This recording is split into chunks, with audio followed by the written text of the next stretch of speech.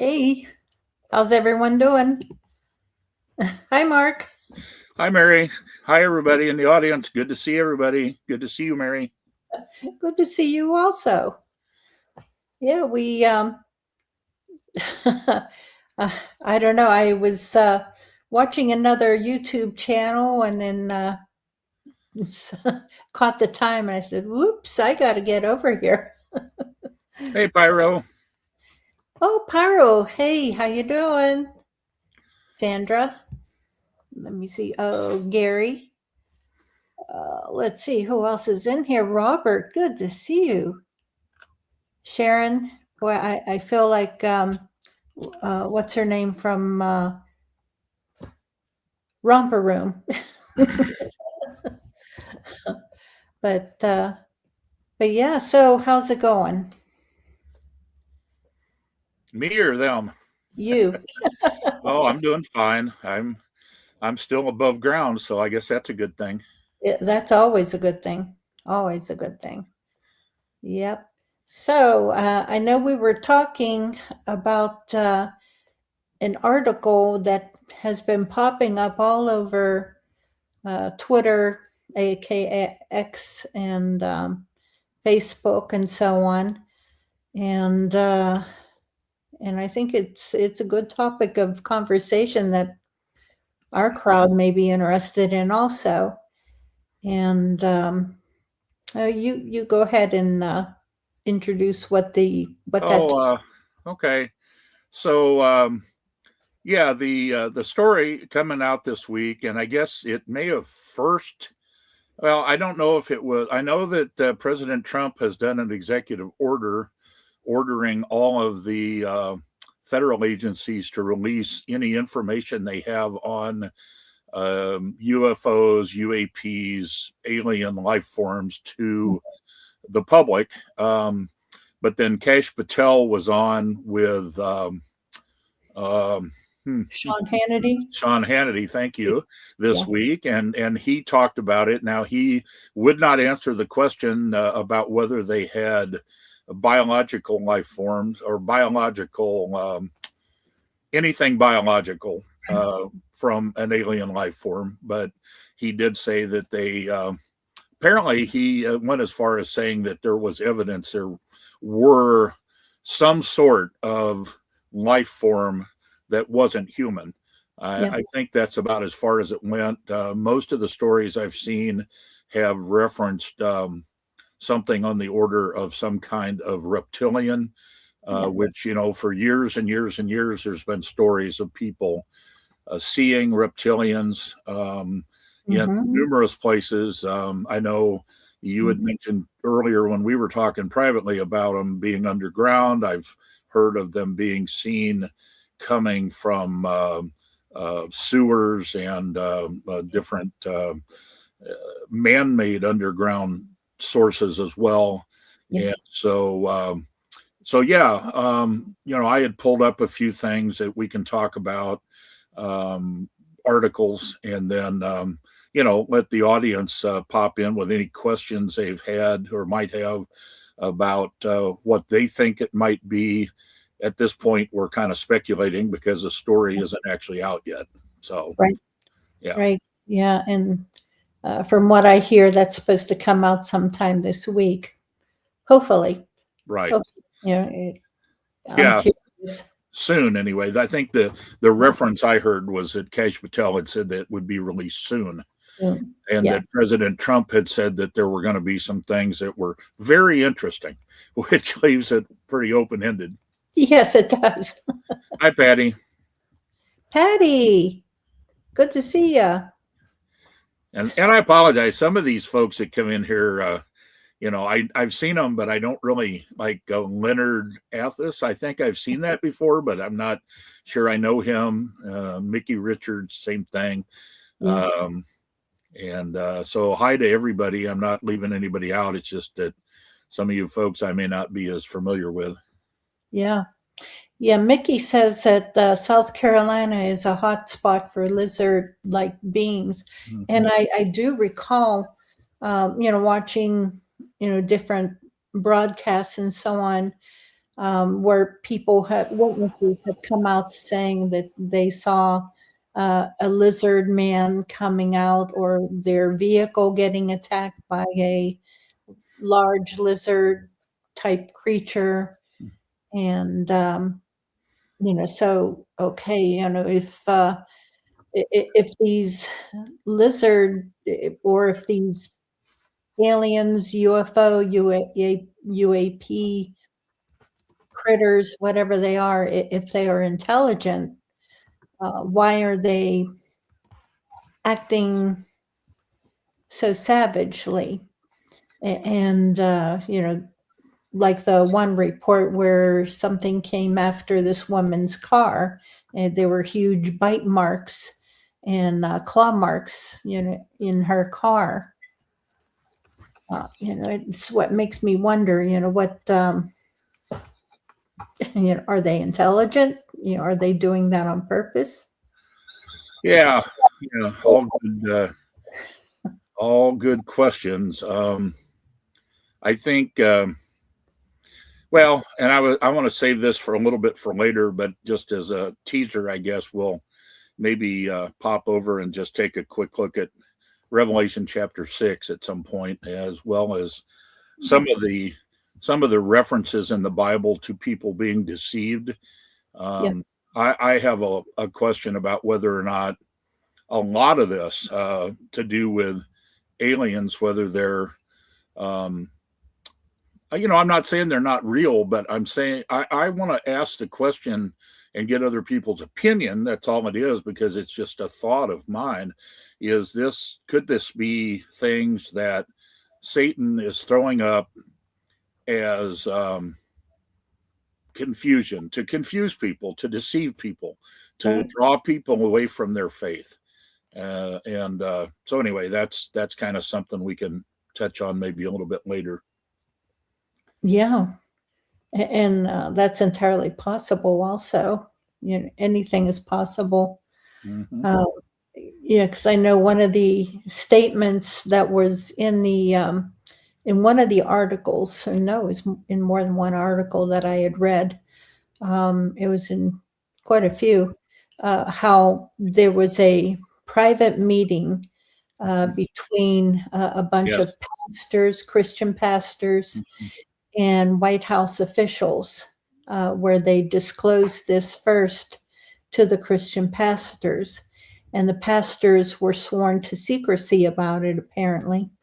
And they said that what they were told was that this would affect Christians' faith and belief in biblical teachings. Right. It would cast doubt on it. And I don't know. How do you feel about that? How do I feel about it? I think that, yes, they were all mega church pastors, which in one regard, I guess I understand why they do that, because they reach the largest audience. But mega church pastors also tend to be those pastors who maybe are, I don't want to offend anybody, but maybe the most liberal. But yeah, they were given this, and it's interesting you say sworn to secrecy, because several of them have been kind of outspoken about it. So they must not have either took their oath very important, or else they were only sworn to secrecy on certain parts of it. But yeah, I actually have some quotes from some of those pastors, and can say who they were. I mean, I know two of them at least. Let me look here real quick and see if I can spot. I saved so many articles here that I don't know. So this one, and I don't know, I just popped this one up because it is, and I'm looking at it. I'm not good at sharing my screen, but here's a quote. It says, this is actually from MSN, which I don't usually take as a real great news source, but I think their articles are, in general, somewhat reliable. But it said several high-profile American pastors, including, and I don't know these folks, Perry Stone and Bishop Allen Didio, something like that, Didio. Yeah. Sounds like something from Old McDonald. Say they were briefed by U.S. intelligence about imminent UFO disclosures that could undermine Christian beliefs. Now, it says they claim the files will contain evidence of non-human craft and beings. And then it goes on. It says pastors were urged to prepare congregations to stay grounded in their faith when the information is released. What it is that makes, I think some people think that anything that leaves the mainstream of Christianity will cause people to lose their faith. And I don't necessarily believe that because, my faith tells me that God created everything. And so if there are other sorts of entities of some kind, whether they are biological or spiritual or whatever, to me, that just tells me that there's another type of entity that God created. I know a lot of people don't agree with that, and that's fine, but that's what I think. And if I know that, and I have to scroll through those articles, but I know that there was some reference that these are not aliens in the sense of coming from another planet or universe, but rather aliens in the sense of being from other dimensions, which, as you know, Mary, I have for quite some time talked about the fact that I think that a lot of the cryptids may be interdimensional. And so to me, that just fits what I already think. So I don't know why the big concern about it affecting Christianity, other than non-Christians probably assume that it's going to give validity to their claims, and therefore it would cast doubt on Christianity. That's right. They think that something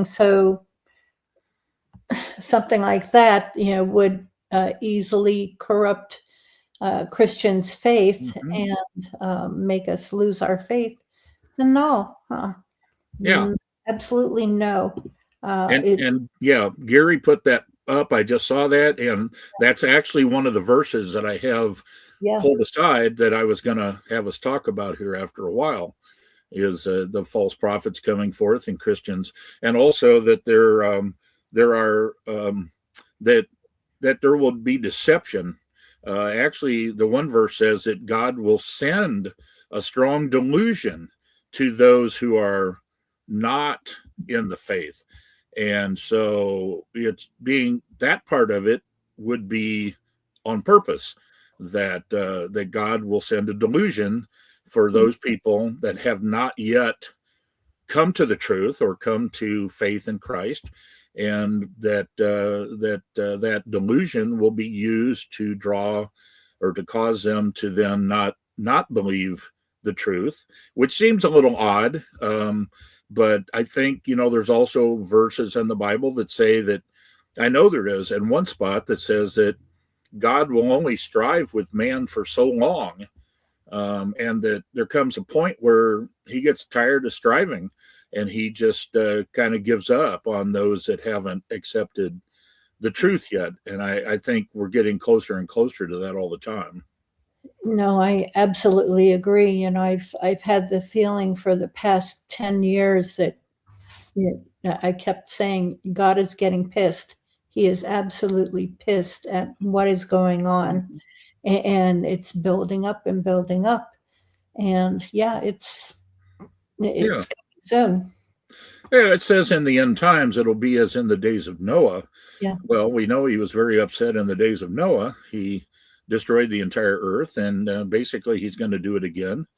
And so, and I could probably do a whole show with Pyro on, although he doesn't know all my beliefs, but I have a lot of knowledge of, I say knowledge, and some of it's belief knowledge, but about the Native American position on various things and how it ties into the Bible. And I don't want to make that sound wrong. I mean, I don't have absolutely no disrespect for the Native American belief system. I actually think that a lot of it can tie together with biblical belief, even though sometimes even the Native Americans don't realize that. Now Pyro may, but I don't know. But there's a lot of truth on both sides of the Native beliefs and the Christian beliefs that actually tie together when you start to look at them. Right. It's worded different, but if you go down to the very basics of it, it's the same. Yeah. A lot of it is the same. It is. And even, I've always thought it was interesting that a lot of the, I'll say a few of the Native American groups that I've talked to, which I love interviewing Native Americans that have knowledge, and especially the really old beliefs of the Native American groups, but that they worship, so a lot of them worship the sun. Well, we worship the sun. It's just spelled different. And, it makes me wonder if over the few thousand years that this went on, that their stories of worshiping the sun, that they didn't, that somebody lost track of who the sun was, and the sun all of a sudden became, and they're kind of both up in the sky, I guess, in a way. Yeah. But, so yeah, anyway, just things like that. And I'm just rambling. I'm sorry. No, that's okay. Yeah, keep going. Kind of got off track. Is there, speaking of off track, I thought of something else I really wanted to share, and maybe I should save it for another show. Did you hear about the lady this week that claimed to be attacked by a Bigfoot? Yes. In, I don't know what state it was in. I see Logan County, but I don't know where that's at. I have a copy of the picture, but I don't know how to share a picture. So, and maybe it's all, maybe, like I said, maybe we should save that for another time anyway, but. Okay. Yeah. Let's see that. Nancy Shaw. Is that her name? I didn't even. Yeah. Because I just have, all I have is this lady said she was attacked by a Bigfoot in Logan County this week. That's all I have. And then I have a picture of it, of her arm. Oh, okay. Yeah. So anyway, maybe we'll leave that as a tease for next week or the week after, and I will try to figure out a way to. I know there's got to be a way to share a screen on here, but I'm not sure where I can show. Yes.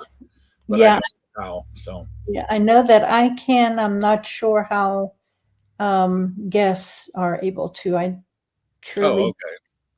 Well, and I can send it to you before then. Yeah, whatever you want to share, send to me, and I'll be able to put them up. Okay. Yeah. Okay. Well, do you want me to talk about any of the other these stories that I saved from this week, or do you want to turn it over to all questions, or?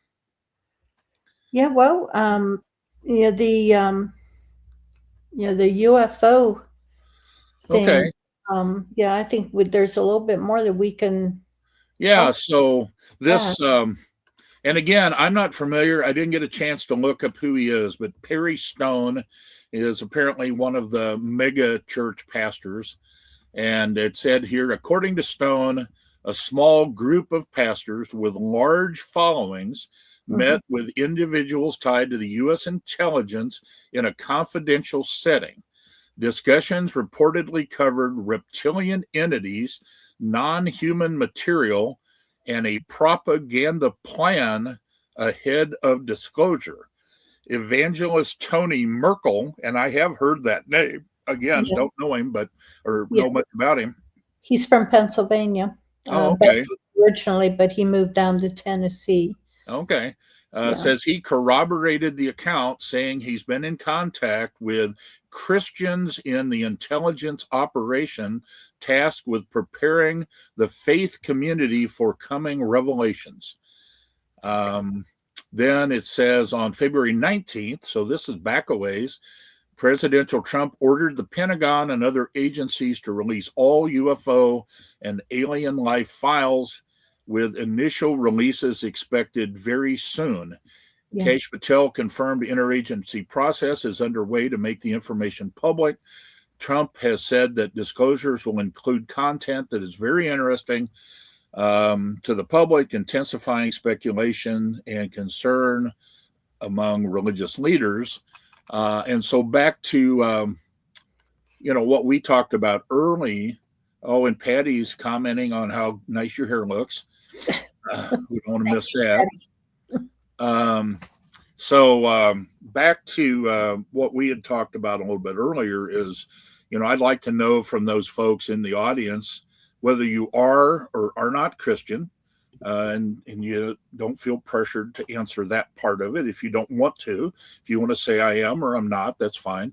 But then when this comes out, assuming it comes out, and of course, depending on whether these end up being interdimensional beings or intergalactic beings, how you feel that is going to affect your faith, if at all. So, for instance, for me, I've already said this, it's not going to affect mine because I am Christian, and I believe that anything that we find out just adds to my knowledge of what God did. Yeah. But if there's other people with different opinions on that, and you're safe here, we're not going to attack you or pick on you if you say I'm an atheist and I believe that these beings from other planets created us. I mean, that's your opinion, and you're free to voice it here. I say we're not going to pick on them. Mary, I guess you need to confirm that. No, not at all. We welcome healthy discussion is healthy, as long as it's courteous. Mm-hmm. And there's no name calling or anything like that. Opposing views are welcome. Mm-hmm. It's all data, it's all information. And, we have our faith, we have our beliefs. That is, at least for most of us, I don't know if I can speak for every Christian here in the, in the audience, but, mine and Mark also, our faith is firm. I don't care, like Pyro said earlier, I don't care if they come out, looking like Jesus Christ. My faith is firm that no, they're not going to fool me. They're not going to chip away from my faith or beliefs in the Word of God in the Bible. It's not going to happen. It's what they are would be the question, though. Mm-hmm. And whether they are demonic, whether they are another creature, we don't know. But that's something that needs to come up. That information needs to come out. Well, there's a new name in the chat, I think. Jesus is King. Yeah. 91-276. So I like that one. I don't think I've seen that person here before. Welcome. Yeah. Yeah, welcome. Yeah, we know Gary's solid in his faith. Yes. And nothing's going to shake it. So yeah, it's I know that some of the little bit that I was able to read said that they were coming from underground, and that they were lizard shaped. And like we said before, it's there have been reports But what they at least the reports that I've heard, some of them have just been sightings where someone has seen them walking around, but a very, very few, small portion has been where they were violent. So what is it? What are they? Are they Right. violent, vicious creatures, animals? Mm-hmm. Yeah. No. I mean, anything at this point, I guess, is a possibility. Like we said earlier, it's you know, it's the information hasn't been released yet, and Yeah. so we're speculating. But I was hoping for more speculation from the audience. For not getting a lot of input there, so I wanted to know what other people thought. I mean, I know what I think, and you said what you kind of think, and Gary said what he thinks. But And Pyro came well, out with yeah, Pyro talked about it a little bit, and I'm not sure. Like I said, I'm not sure who a lot of these other folks in here are. Mickey and I know I've seen Sandra in here before. She said Jesus is king, which yes. we agree. But again, so you know, Yeah, Debbie says, is it real or is the government starting something well, again? and that's very possible. Patty had said earlier, release the Bigfoot files. Well, maybe they're doing this to get people's attention away from Bigfoot. It could be, yeah. It could be like a introduction into, not just UFOs and aliens, Right. but leading from that into the other cryptids. Sure. Because who knows, people say that Bigfoot come here on UFOs. Mm-hmm. And there's a lot of stories, a lot of witness stories, especially here in Pennsylvania in the Chestnut Ridge of UFOs and Bigfoot being seen together. And And one of the guests that I've been working on to get for you, Mary, actually has direct experience in that. yeah. So Okay. you may hear more about that in the coming weeks. So All right. everybody's got to be sure and come back and bring all your friends. Yes. Yeah, definitely. Yeah. Yeah. So, Mary's group has 20,000 people in it, and we need to get more of them in this chat. Everybody needs to be inviting people and I wish. getting them in here. So, Yeah, I wish, 20,000, almost 20,000 members. And here, my YouTube channel has, what is it, 2,200 and some subscribers. And no, I'd love to have that 20,000 subscribers, but yeah, well, we're going to work on that if you let me help. And please do. Yeah. I'm going to try to get you some really good guests coming up. And I invited one today that I got a rejection from, and I expected I would, but I won't name a name. But this person is nationally known and would have been a very, very popular guest, and I'm going to continue to work on that. I don't always take no for an answer, so Good.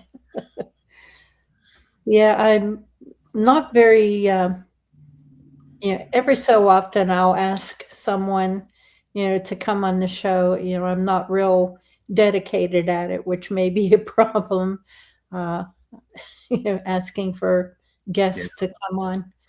well, I think if you can get some high profile guests, so to speak, Yeah. And good high profile. I'm not talking Yes. about those that are I don't know how to say it. I won't say it, but good high profile guests. Yes. That more and more people will start wanting to come and see that. Yes. Yeah. And I don't know if or when you want me to say, like, I do have somebody lined up for you for next week, assuming it's all right with you. I think I told you I thought I did, but I've gotten a confirmation here in just the last, since we've been on. Yeah. I don't know if you want me to say that tonight or you just want to wait and make the announcement when you put up the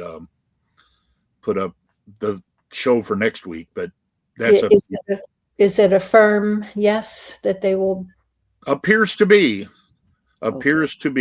Well, then go ahead and say who it is. Well, the gentleman's name is Paul Bogdan. He is a researcher out of Buffalo, New York, but he's done a lot of work in Pennsylvania. He was one of the lead investigators, one of two, I think, on the Jacobs creature when that came out. He has a ton of knowledge of Allegheny National Forest, as you do, Mary. Yeah. And he is he's been in this for probably as long as you and I have, pretty close. I'd say he's 40 years, if not close to 50. And he also is the one I mentioned that has a pretty good amount of knowledge of Bigfoot, UFO connection. He was involved in some of the investigation with that, was it Chestnut Ridge? Is that the right name? Yeah, yes. He investigated some of that. And so he is a guest that will very easily be able to fill your time slot with any number of stories, depending on which rabbit hole you choose to go down. He also has, as I recall from conversations with him in the past, I believe he also has some belief that Sasquatch and UFOs are directly connected, but I'll leave it to him to say how and why, because I don't want to get it wrong. Yeah. Oh, I know I had done quite a lot of investigations and personal experiences myself up on the Chestnut Ridge. And I initially kind of blew off the claims of, UFO, Bigfoot connection, being, and how I explained it was that, okay, if we were, if we saw a UFO landing in the field nearby, we would walk over there and check it out, I'm sure, just out of curiosity. And Bigfoot, being another primate, they're absolutely curious. Of course, they're going to walk over too and check it out. And so, okay, they see us, we see them, and each one will assume that the other has come from the UFO. Right. and that's my thought process on that. Yeah, the only thing I recall, though, from Chestnut Ridge is that there were a number of people that claimed, at least, that they actually saw Bigfoot going in and or out of UFOs directly. And there may have been humans going in and out if, in fact, they do abductions, as is reported. I'm not saying they do or don't. I don't think I've ever been abducted, but a lot of people have been. And so, yeah, well, there you go. Gary just said aliens also take them to experiment on, just like they take us. Yeah. And so that was what I was getting to right there, was that, maybe we do go on and off the ships and they see us go on and off. And then I'm familiar with the Groom Lake. I'm not sure what the connection is between that and what we're talking about, but I'd love to know the connection of the name Groom. Is that groom as in a husband, or groom as in combing my beard? Or else grooming for, as in a getting someone else, grooming. Yeah. Okay. Well, so with that said, then some of the verses have already been talked about, but in Matthew 24, of course, Jesus speaking chapter 24, verse 11, he said, and many false prophets shall rise and shall deceive many. Yeah. So that, again, back to the idea that this all could be possibly some sort of deception. And then 2 Thessalonians chapter 2, well, let's see, where do I start here? I'll just start in verse 2, that ye be not soon shaken in mind, or be troubled, neither by spirit nor by word, nor by letter from us, as that the day of Christ is at hand. Let no man deceive you by any means, for the day shall come, shall not come, lest there be, except there come a falling away first, and that a man of sin be revealed. So we're talking about the Antichrist there, which I don't think we've seen that happen yet. I have seen some people at least express an opinion that we could be in the first half of the tribulation right now, because we really don't know. Well, okay. So, now I opened up a can of worms. So it depends on whether it's pre-trib or mid-trib or post-trib, if anybody knows what all that means. I have always been of the belief that it will be pre-trib rapture, which means that those of us that are gone will be gone before the rapture occurs, or before the tribulation starts. But I do see the possibility, at least in the Bible, that it could be mid-trib. And the reason I say that is that the Bible says we won't know.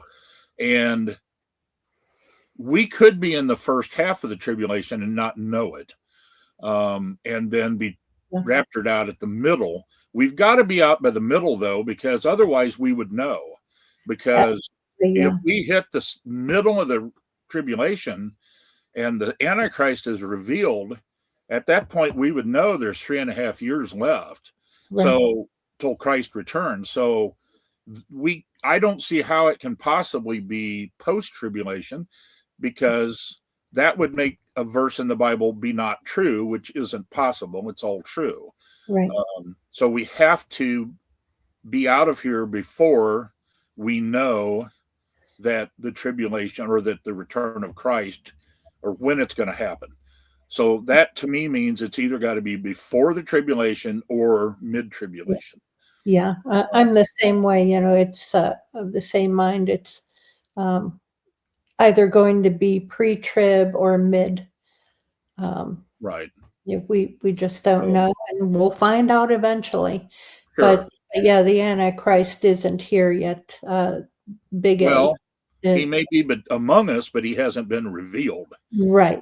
The revelation of the Antichrist happens at the middle point of the tribulation, at 3.5 years. And most of that comes out of Daniel. And it talks about, it references 2 times, a time, and a half a time, as I recall. And I don't have the verse in front of me, but I know it's there. And a time is generally, by biblical scholars, expected to be a year. So 2 times, a time, and a half a time is 3.5 years, with the total of the total tribulation period being 7 years. So again, the first half of the tribulation, though, in the Bible is not described as being, it's bad, but it's not like the second half's going to be. The second half is where, 1/3 of all the people on earth die, and 1/3 of all the fish in the ocean die, and so forth and so on. But also in Revelation chapter 6 is where at one point I did want to get to here, because if I can find my spot. Sorry, I've got my Bible up on my computer instead of in my hand. Got mine right here, because I was looking at the verse quoted by Gary, 1 Corinthians 15:39. Right. Yeah, I saw that, and I was going to go there as well, but I wanted at some point here to get my glasses on for that.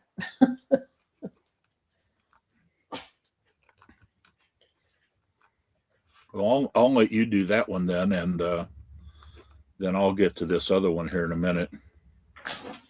One of the rare times you'll see me with glasses. This print is small. Okay, 39 and 40. Okay, 1 Corinthians 15, 39 and 40. Not all flesh is alike, but there is one flesh for human beings, another for animals, ooh, another for birds, and another for fish.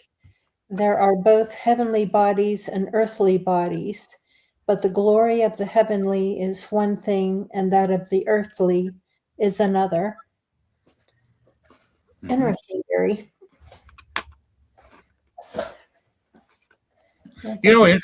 Interestingly in that, because I went ahead and pulled it up as you were reading it, there's no mention there of anything reptilian. Yeah. Yeah. Unless that's a beast. I A may flesh need beast to that could be.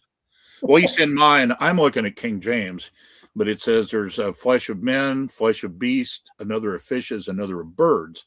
And when you eat things, you notice the difference between chicken and fish and pork or beef. I've never eaten the flesh of men, don't intend to. But yeah, I guess reptilian. Now I have eaten things that are reptilian, and it is some different. My mother was a huge fan of turtle. My dad was instructed every time he went fishing to bring my mother home a turtle because she loved snapping turtle. And a snapping turtle actually has 4 different kinds of meat. It's like a chicken has white and dark meat. Well, a turtle has meat in it that some of it tastes like chicken, and some tastes like pork, and some taste like beef, and I can't remember what the other is, but my mom always said there's 4 different kinds of meat in there. And I've eaten snake, which I just did it to try it. It was okay. People say it tastes like chicken. I didn't really see that so much. The texture is kind of like chicken, but I wouldn't say the flavor was all that much like it. So anyway, I see the point of that part.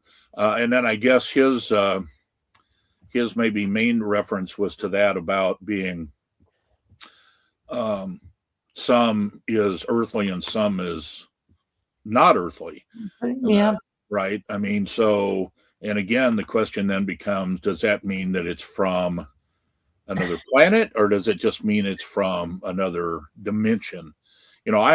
As I said right off the bat, I've been so when I did my doctoral degree, I had to study quite a bit on quantum physics. And so dimensional theory is part of quantum physics.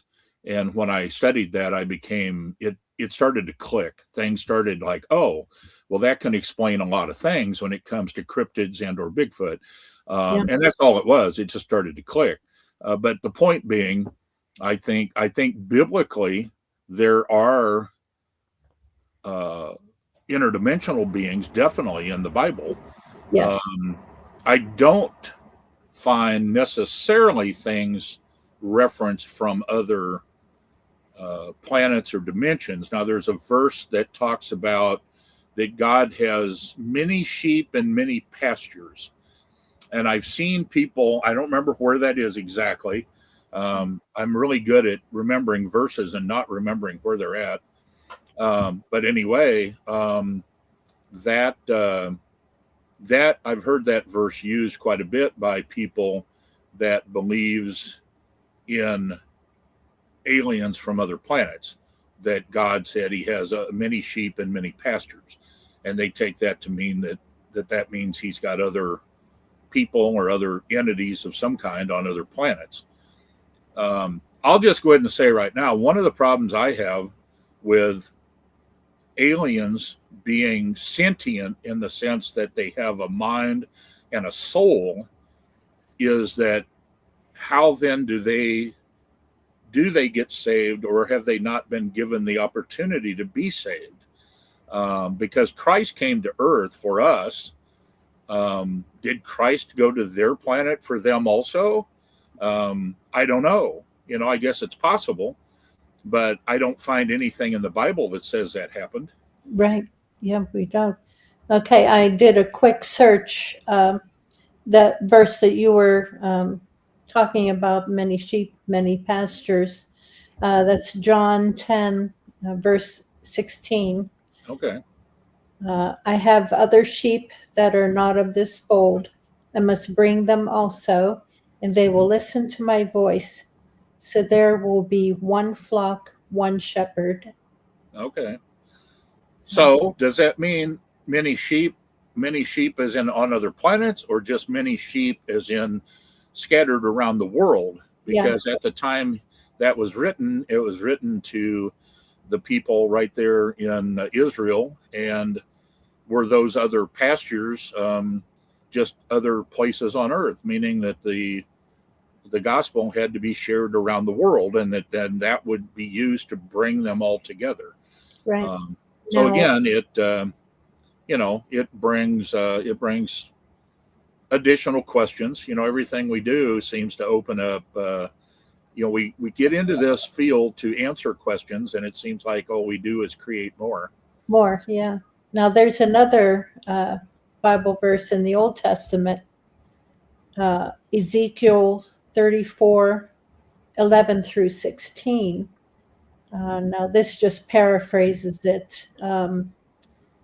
God promises to search for and rescue his sheep scattered across various lands or countries, bringing them back to rich pastures and feeding them on the mountains of Israel. Okay. Now, to me, that sounds like his promise to reform the nation of Israel, Yeah, which he did in 1947, right. and that people from all over the earth, from around the world, then would be brought back to Israel to be reunited in their homeland. Although, again, this isn't a very popular thing, but among some people, but God originally gave pretty much the entire Middle East to the Jews. Not just the little tiny country they're in right now. Yeah, Almost all of it, Jordan, Iraq, Iran, all of that, and more. Maybe even, no, not Egypt, I don't think. Maybe part of Egypt, Syria, a whole bunch of that area over there was originally part of the land of Israel that God gave to the Jews. Then they lost it because of their sin, and were taken into slavery, eventually out of slavery, overthrown by the Roman Empire, and scattered all over the world because of that, and brought back together in 1947, but given only a little tiny piece of the original land that they had. So, yeah. again, I ramble. No, that's okay. It just got me thinking that, I recall reading, no, I don't know if it's in the Torah, or in another, something else. So what is the, another affiliated book that the, heck, one of the sects Yeah. alludes to or talks about, where there are, what, 10 heavens, Uh huh. where they, and it could be 10 dimensions, where they speak of 10, that going to the different levels of heaven. But could it be 10 dimensions, different levels, Right. or Yeah. mirror universes? People talk about string theory and Uh uh, huh. mirror universes and so on and so forth. Yeah. Uh, So the and original, the original, um, huh, the original quantum theory had 11 dimensions, but one of those is time. So that yeah, leaves 10, which would fit right in with 10 heavens. Now, yeah, there's a new type of quantum physics that I can't think of the name of. They used to have names, and I don't remember the names. But the newer ones have, well, I know they got up to at least 26. And that's all just done mathematically. I mean, Yeah. there's no real proof of any of this. It's mathematical. So the That's all. mathematicians sit down and work it out with their formulas and say, well, this is how many theoretical dimensions there may be. Yeah. And there's some that believe that they're unlimited, that there could be millions of dimensions that we don't know about. But I think the highest number I've heard of that's actually been worked out mathematically is 26. I'm not sure of that, and that was a few years ago, so it may have gone up by now. But I don't know. Yeah, you were talking about Jewish history, so primarily you've got the Torah and the Talmud. Talmud. Yeah, and then you have Josephus, who I think he wrote volumes of Jewish history, going all the way back to Genesis. I mean, he went back. He supposedly, interviewed people that had knowledge of family all the way back to at least Noah, and then of course, Noah had knowledge going back to Adam and Eve, essentially, and so he tried to at least put down all of the Jewish history all the way back to the beginning, to God creating things. And the Torah and the Talmud both are really the source of where, a lot of Christians will say, well, we don't know what a day was for creation. And I thought that for a long, long time. I thought it for a long time. But once I started learning, and I actually also very little, trust me, I can't teach you any of it, but I studied a little bit of Hebrew. But the word, and I'd have to go back again and look this up. You're the looker-upper. You're better than I am. But I work off memory, and I have a very good memory. I just don't have a good memory of where I get things from. I have to go back and find them. But the word that was used in Hebrew to translate a day in Genesis was the Hebrew word for 24 hours. They have, like we say a day, in the day of, that could mean almost any amount of time. Right. When we say a day is in tomorrow, that's not even 24 hours. Tomorrow, right now, it's 8:30 almost. Tomorrow could be in 5 or 6 hours. That would be tomorrow. So we have a very vague way of defining time. The Hebrews have a very specific word for 24 hours versus what we would call a day age, meaning it could be a year or 100 years or whatever. They have different words. So the word that was used by the author of Genesis for a day, the first day, the second day, the third day, was a literal 24-hour period. And that's why I have come to the belief that it is a literal 24-hour day. Yeah.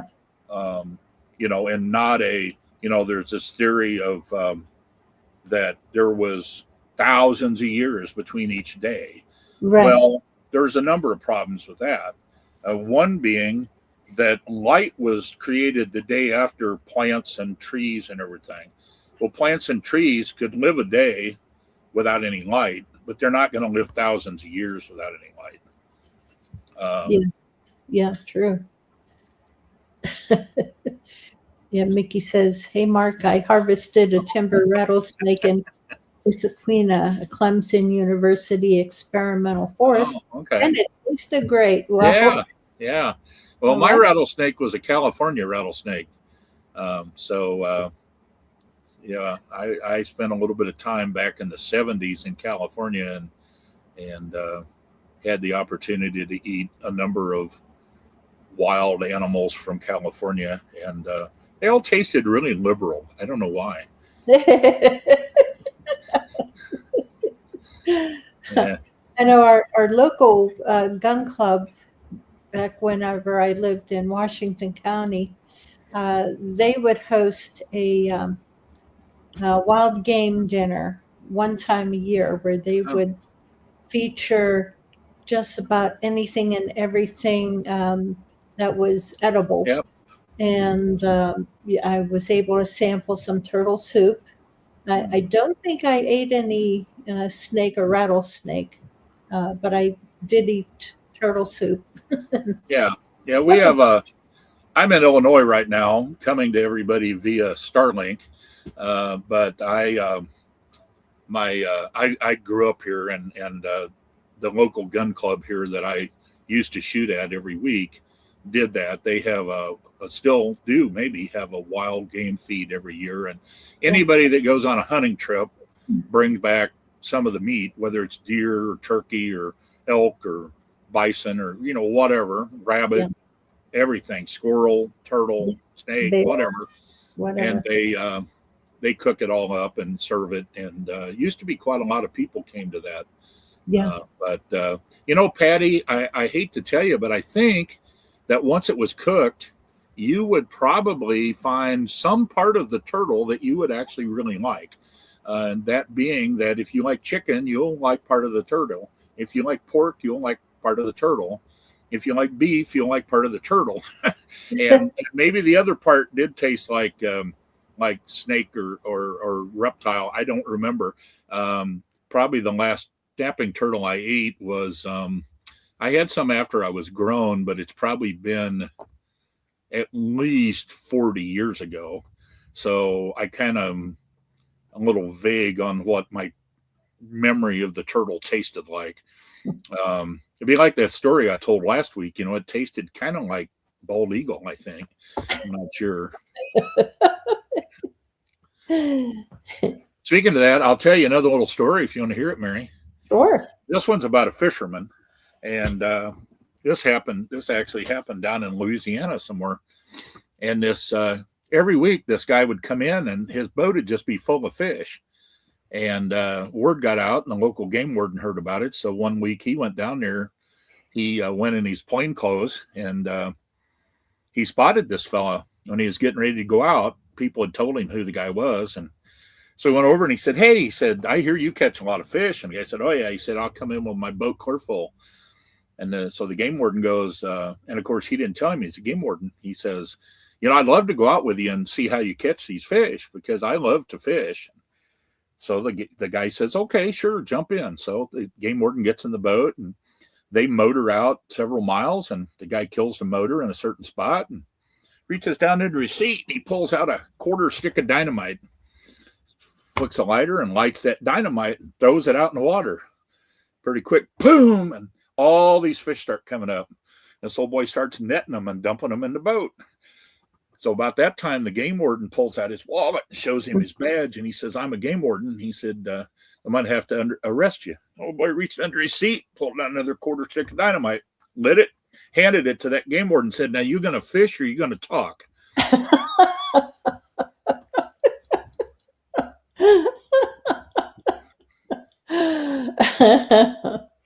Yeah, big choice there. Okay, Patty, you have seen and smelled them that weren't prepared properly. What you have to do, and my dad did this, and my older brothers did this, when you get a snapping turtle, they live in the mud on the bottom of the pond or the creek. You bring them home, and my dad would always have an old bathtub, like an old cast iron bathtub. And he would fill that cast iron bathtub full of water because they can't crawl out of that. It's too steep sided and porcelain.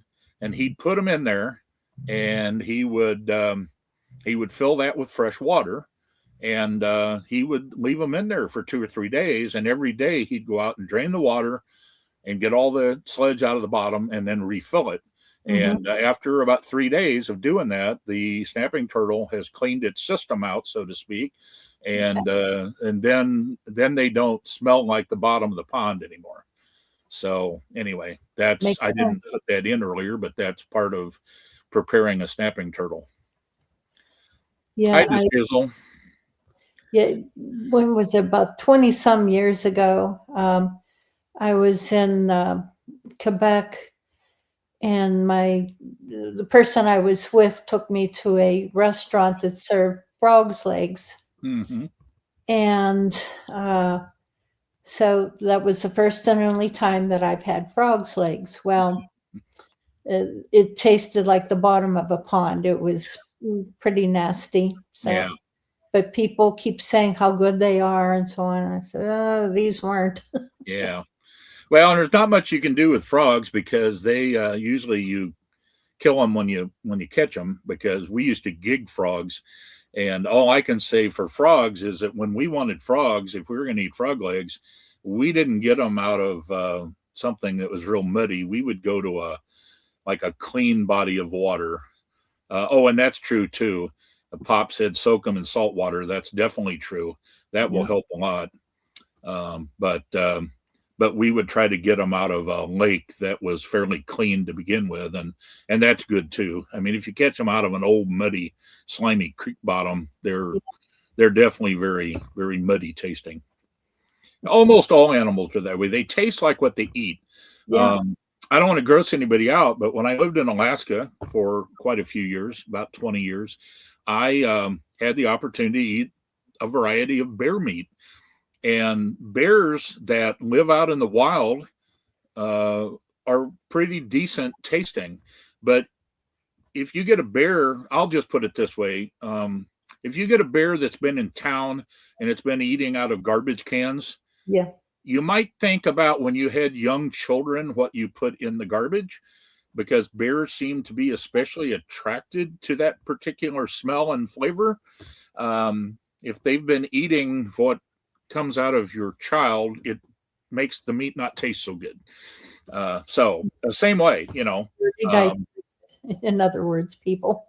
yeah, it's it all depends on what they've been eating. That's why we feed cattle and pigs and stuff corn right before they go to slaughter, because it flushes them out. It gives them basically diarrhea, and it cleans them out, and it makes them taste better.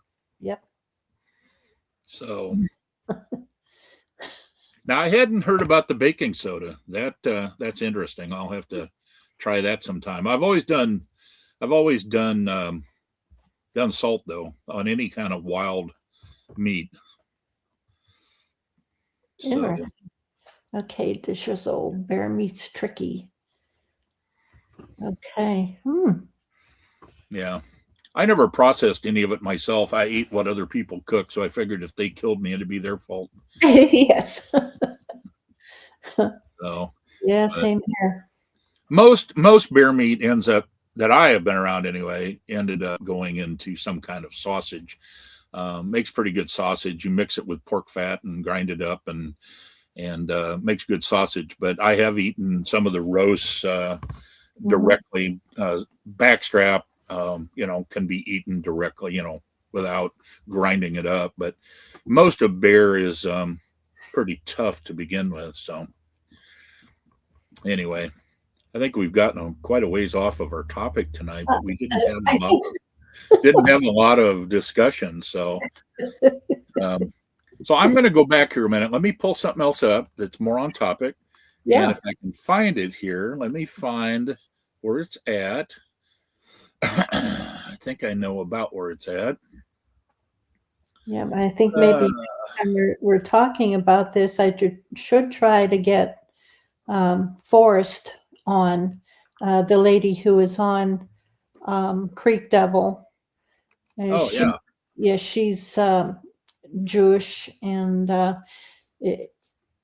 extremely, very, very educated in her faith, because she studied both, the Hebrew faith as well as Christian faith also. She's very well educated on the both. So be interesting to get her perspective. Sure.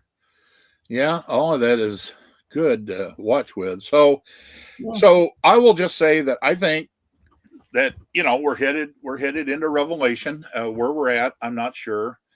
Yeah. People have different opinions, and opinions are like armpits. Most people have a couple, and they usually stink. Yes. But But Revelation chapter 6, verse 8, I imagine most people in the audience are familiar with it, but if not, I'll read it. Again, I'm reading King James. Mary can read, other versions, whatever she wants. It may take a slightly different angle at it, but this says, "And I looked, and behold, a pale horse, and his name that sat on him was Death, and hell followed with him. And power was given unto them over a fourth part of the earth to kill with sword, and with hunger, and with death, and with the beasts of the earth." And I very strongly wonder, I guess I'll put it that way. I won't say I think necessarily. I think once in a while. But I wonder if a lot of these creatures that we're seeing, Bigfoot's been around a long time. Yeah. Dogman, if Dogman and Vampire's, if they're the same as a werewolf, theoretically, that's been around quite a while. I mean, there's been stories of werewolves going back, I don't know, at least 1,000 years or more. Yes. Reptilians, I think, are more recent. At least I wasn't familiar with them. But I think all of these could theoretically be the creatures of the earth, or the beasts of the earth, that are waiting for a signal from God, yes, to be released to start killing people. Yes. And I wonder sometimes if what is the name of that? You know what I'm going to say, I bet already, Mary. The horn they blow. Yes, the shofar. If that's not the at least part of the signal that they're waiting for, Yes. especially based upon the response that you experienced. Yes, and that is exactly why Kumbo no longer blows it, because he's come to the same conclusion. We've spoken about it quite a bit, that whenever we experience them coming, three of them coming in on us, they seem to be waiting for another signal. And I am so glad that he didn't blow that horn again. Yeah, or that he didn't hit that other note, whatever it was. Yeah, sure don't want to trigger that. Yeah. Well, and that's an interesting thought that you just gave me, is it possible? Because I know there's still people out there using that. Oh, I know. And I wonder if it's possible that it will be a human that will trigger that. God will be in control, but that God would give them that right sequence to blow to trigger that event. Absolutely, yeah. So I don't know. There are certain things that have to come into place, certain specific things, and I'm not going to say what or anything else, that has to be before that particular thing is triggered. Sure.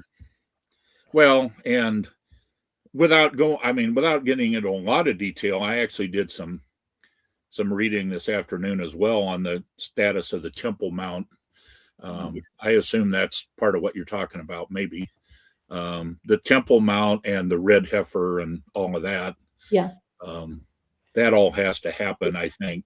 It's all part of it. There's just a certain number of different things that have to come into play in a certain time, certain manner, certain order, and everything is. It has to be what it is. Yep. And otherwise it won't happen.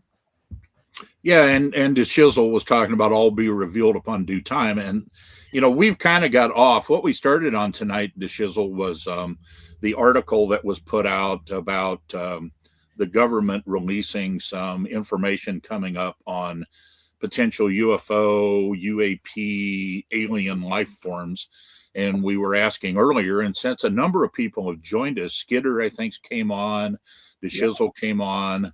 I'm not sure who Virax is. I don't know if I've met them before, but we were asking people earlier to give us your opinion in chat, if you're willing, to what your how would I word this, Mary?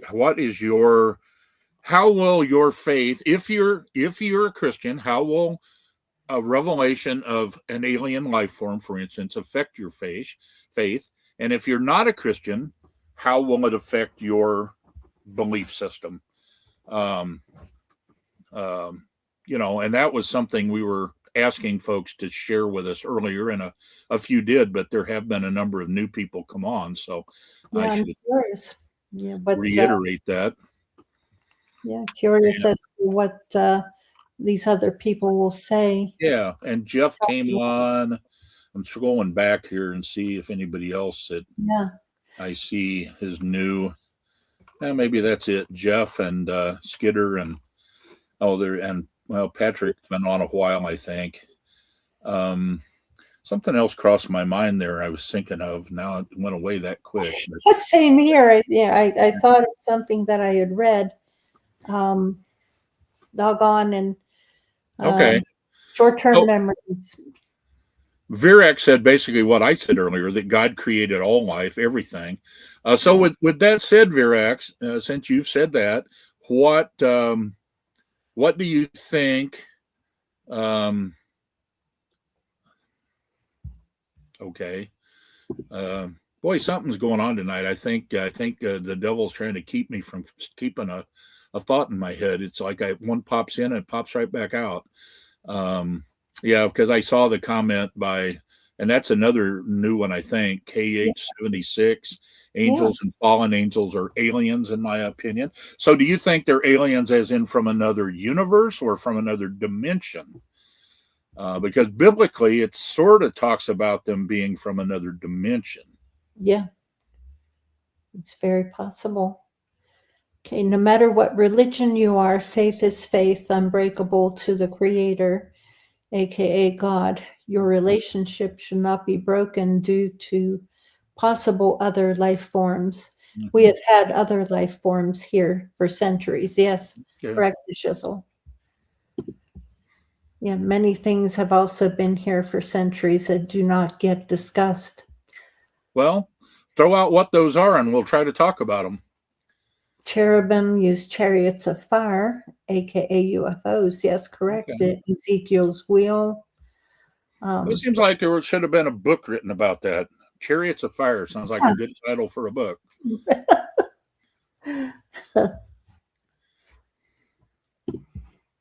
Maybe even a movie. I don't know. Yeah. Let me see. Let me back it up here. Okay. Yeah, they're yeah, no matter, you're correct, Shizzle, no matter what your faith is, or lack of, the disclosure of the aliens or creatures, whatever they are, some people it may confirm, some people it may shake them to their core as to that there are, these other creatures that have been here for however long. And for the rest of us, as for Christians, no, it's not going to shake our faith in God's word. It's not going to. And decisional, I have a hard time saying that. Said what I mentioned earlier that it's potential. A lot of people do tend to believe that Sasquatch is a descendant of Esau. If you read the description of Esau, you can definitely see that possibility in there. So yeah, I think that's okay. And K8 said dimensions and planets. Oh, okay. So could be both. What says there are many planes to this universe. Some are visible, some are not visible. Tap into descendants on how you tune in. Yeah, hope you are uncalloused. I'm not sure I understand all that, but maybe he can explain more. But you're talking about planes in the universe being dimensions. Yes, we've covered that earlier before you got here about the potential of there being many dimensions. Right. which people could see as planes of the universe, I guess. Not visible. Yes, not visible. Paul wrote in one of the epistles, I don't remember which one again, but that there's a battle going on all around us between good and evil that we cannot see. Right. And so we know that's happening. And Paul, was stoned to death in one of those places, Ephesus, maybe, I don't remember. And he said he went to the third heaven, being the heaven where God is, Yeah. and that he saw things he couldn't describe. And I think by couldn't describe, he basically meant that if he tried to describe it, it wouldn't make sense because he saw things that just didn't make sense to him. And that, then God sent him back because his job wasn't done. And that goes along with people. I knew a gentleman once, and I'll be honest, I was young at the time, and it scared me. I was very new in my faith. I had not came across verses like that, for instance. And I had a neighbor who died, and then they brought him back to life, and he came back and started telling me all about what he saw when he was gone, and how he had that typical light at the end of the tunnel sort of experience. And he went down to the end of the tunnel and came out into what he described as what he thought was heaven, and saw people that had died before him, and people he knew and people he didn't know. And basically then I don't remember if it was Jesus or God himself, but said, you're not done yet. You need to go back. It's not your time to be here.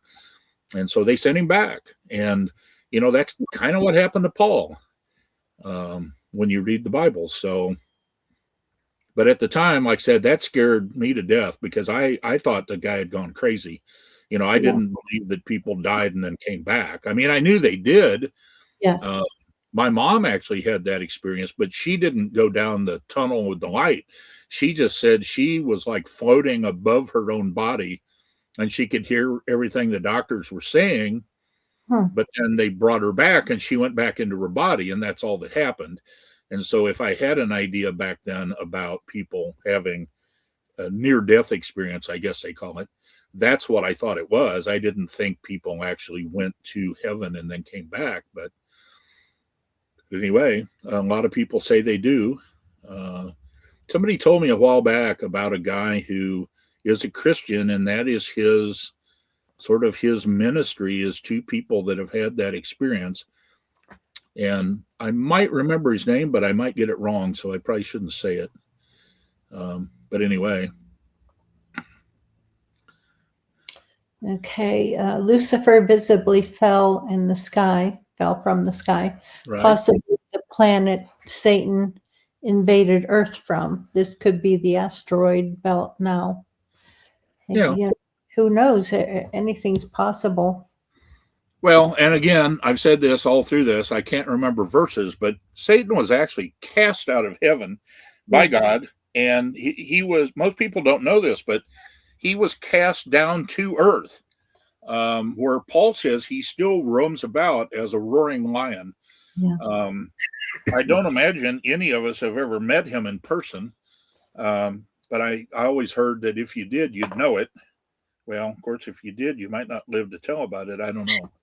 But but yeah, he was cast down to earth, and a third of the angels followed him.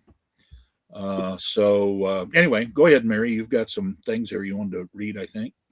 Let's see. Mickey, he wrote, I think, the same thing, Mark. I believe they're building themselves up to carry out a task appointed by higher powers. Yeah. It's scary. Yeah.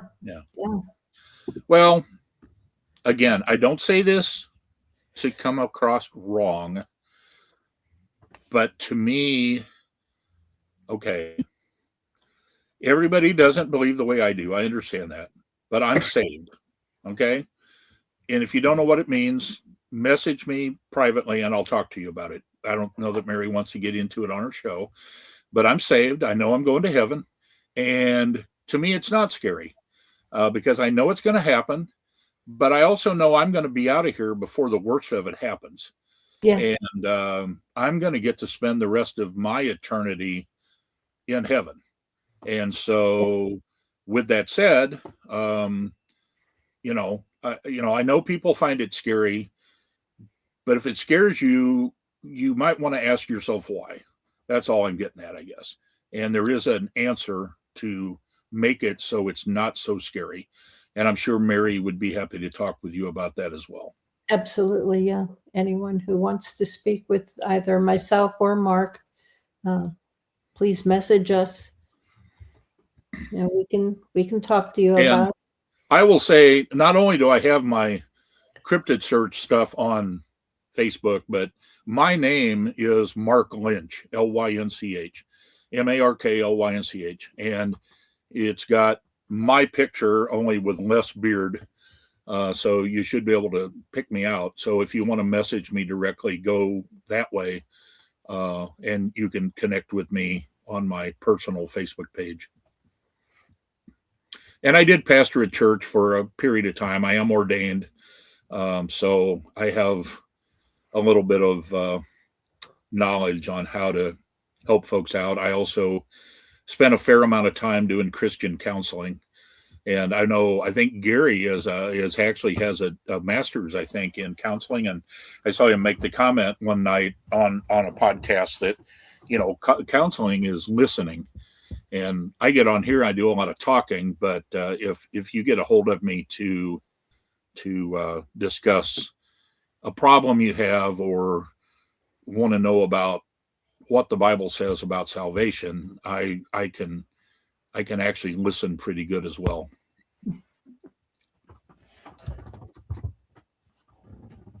Okay, yeah, let's see. The Shizzle is talking about out of body or near death experiences or out of body experiences. Interesting. I've always found that fascinating. I don't know that much about it, but A Wide Open Adventures. Good to see you. Okay. All right. I heard an interview. The woman said Bigfoot uses witchcraft with stones and symbols to make a portal to go underground and also contact UFOs doing it. Well, if they're using witchcraft, which you can call it witchcraft, you can call it magic, but or is it science? A science that is so advanced that to us in our primitive knowledge that we call it witchcraft or magic. All right. Oh yeah, I mean, people that lived 500 years ago even would have called things we do today witchcraft. Yes, sir. Just that we do on an everyday basis. Using a computer would be witchcraft, no doubt. There is a very large flea market in North Carolina near where I live, and it changed hands about a year ago. And the new folks that run it will not allow anything to do with Bigfoot on the premises because they consider Bigfoot evil. Oh, wow.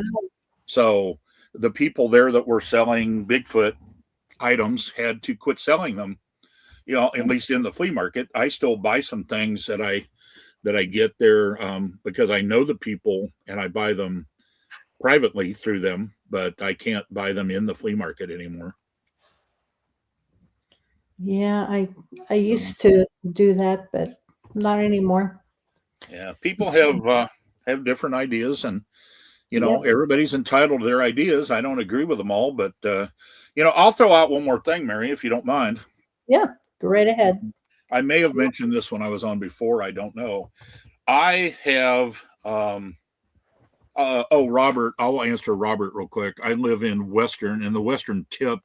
I'll just say the biggest city near me. I'm an hour west of Asheville, so near Bryson City. A lot of people are familiar with the casino at Cherokee because the Cherokee Indians have a big casino there. I'm not too far from that. I have been for years fascinated by a guy named Edgar Casey. Okay. And Edgar Casey was Christian.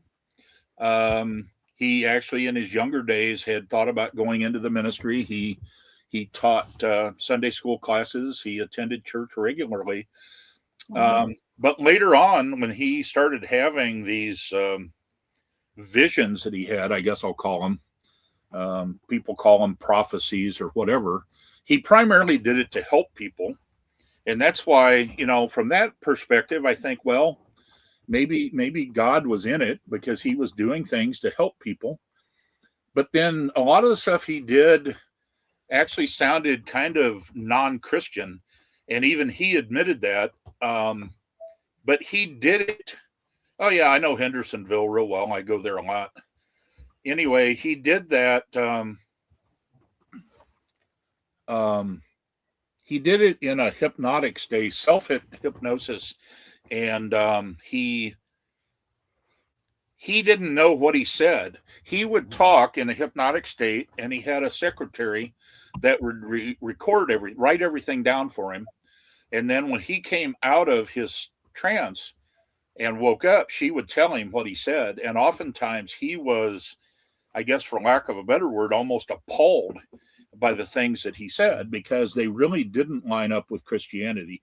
But his accuracy rate on his healing prophecies, people would write him letters back then because he started in the late 1800s and went until he died in 1944. But people would write him letters. They would tell him what was wrong, and he would answer them by mail usually. And his success rate was 85% of the known cases.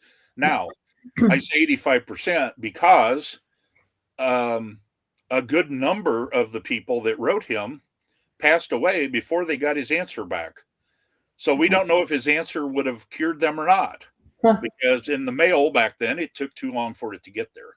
Yeah. And so, his accuracy level was probably in excess of 90% in reality. And I think, well, if Satan was using him to deceive people, which is another option, why was he allowing him to do so much good, unless it was just for that very reason, that because he was doing so much good, people would accept it. Anyway, I'm fascinated by him, but I'm also confused by him. And but I have studied him quite a lot. His prophecies talked about reincarnation, which are not biblical. But the Bible says that we live once and that's it. But he in his prophecy mode, or his when he was under his hypnotic state, he talked about things. He talked about Atlantis. He talked about things that happened on Earth 10 or 20 or 30,000 years ago, which isn't, depending on your viewpoint, isn't necessarily biblical. And he talked about reincarnation. And to him, reincarnation was in his hypnotic state, reincarnation was an absolute. It absolutely happened. And interestingly enough, he said, we had lessons, he believed in souls, even in his hypnotic state. He talked about souls, but that people had lessons to learn. And each time you lived, you had to learn a new lesson. But you get to pick the lesson you want to learn. So if you have a lesson, and I'm not saying I believe all this, I'm saying I'm fascinated by it. That's all I'm saying, because it does not line up with biblical teaching. And I am a Christian, and I do believe the Bible is correct. But if anybody has any insight into why that would be, why he was able to do what he did, and yet still be, he was a self-proclaimed Christian as well.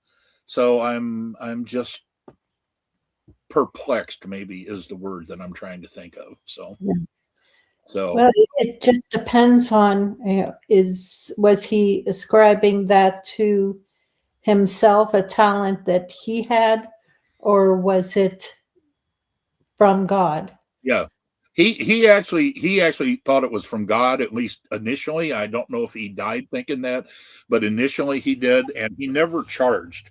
So he definitely wasn't in it for the money. He died a poor man. He did not make money off of it. I mean, people would sometimes send him money as donations, but he never charged a single person.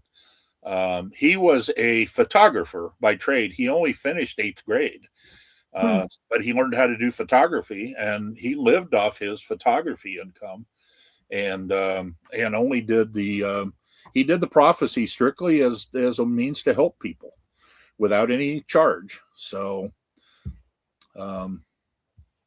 anyway, yeah, we've had a lot of comments. I should let you go through the comments. I've been yakking too much. No, that's okay. I'm trying to read because they're coming pretty fast here. Right.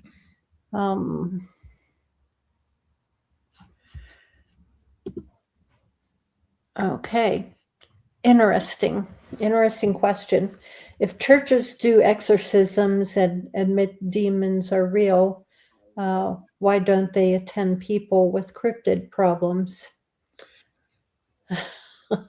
Well, I guess that partially depends on whether you think cryptids are demons. Yeah, and they've probably treated the cryptid problems, especially whenever like a Bigfoot coming around somebody's house. Mm-hmm. There are people that will help with that, and one of the things that I've seen them say, well, a good example was I'm blanking out on his last name. Anyway, I'll just say there are a number of people that say pray, that prayer will cause Bigfoot to go away. I know Gary says that Bigfoot are good, not bad. So I'm not sure why prayer would affect them in that sense, but I've seen that over and over and over.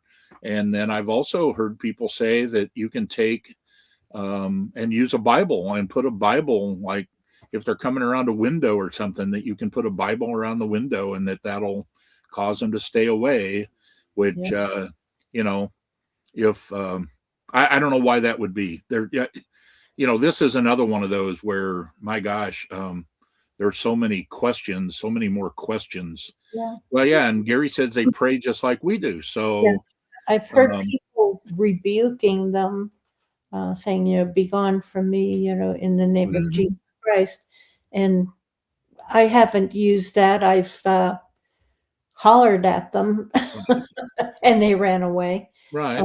Or stopped doing what they were doing, but I don't know if you can call that rebuking or just me getting angry at them and hollering at them. Well, yeah, and I did that night. I did that when they were throwing the rocks at my camper, and I thought they were going to break the windows out. I didn't get upset when they were rocking the camper, although they were rocking it so hard that I would have to hold myself up because they would have thrown me off. I was sitting right basically where I'm at right now. I'm in my camper, and so let's see, on that side of me over there is my refrigerator, and on this side of me over here is my window that I thought they were going to break out, and I was having to put my arms up and brace myself because they were pushing me back and forth so hard. That I kind of let go. Yeah. But when, and I know, was it you that said that they can smell gun oil? Yeah. Okay. Well, here's why I think it may go farther than that. And this was not the gun, but I'll just show you. I always keep one handy because I like guns. But what I did was I had my curtain up at that time, although it was dark out. I couldn't see outside. And I yelled at them, and it quit for a little bit. When I yelled, I said, something like, that's about enough. You're going to break something, and then I'm really going to be mad or something. And so they quit for a few minutes, and then it kind of started again. And I just took a gun and I held it up in front of the window, like where they could see it. Yep. My window wasn't open, but it was where they could see it. Yes. And it was quite a bit bigger gun than this. This is a little gun. This is only a 45, little 3-inch barrel 45, but it was a 44 Magnum with a barrel about that long, and Okay. it's chrome, so it's very shiny. Yep. But they saw that, and that Mhm. ended it. Yeah. That was the end of it. Oh, When they yeah. saw that gun, and then I said, "Now I don't want to hurt you, but if you try to hurt me, I will have to." Yeah. That's all I said, because I have no intention of ever shooting one or hurting one. Right. I just wanted to scare them away and make them quit before they damaged my camper. I didn't think they were really going to hurt me. Hi, Blackie. But I held the gun up, and when they saw it, so I'm not sure it's just that they can smell it. I think they know what they look like too. Oh, yeah. They know what they look like, but if you have them holstered or concealed, hidden, yeah, they can smell the gun oil. Right.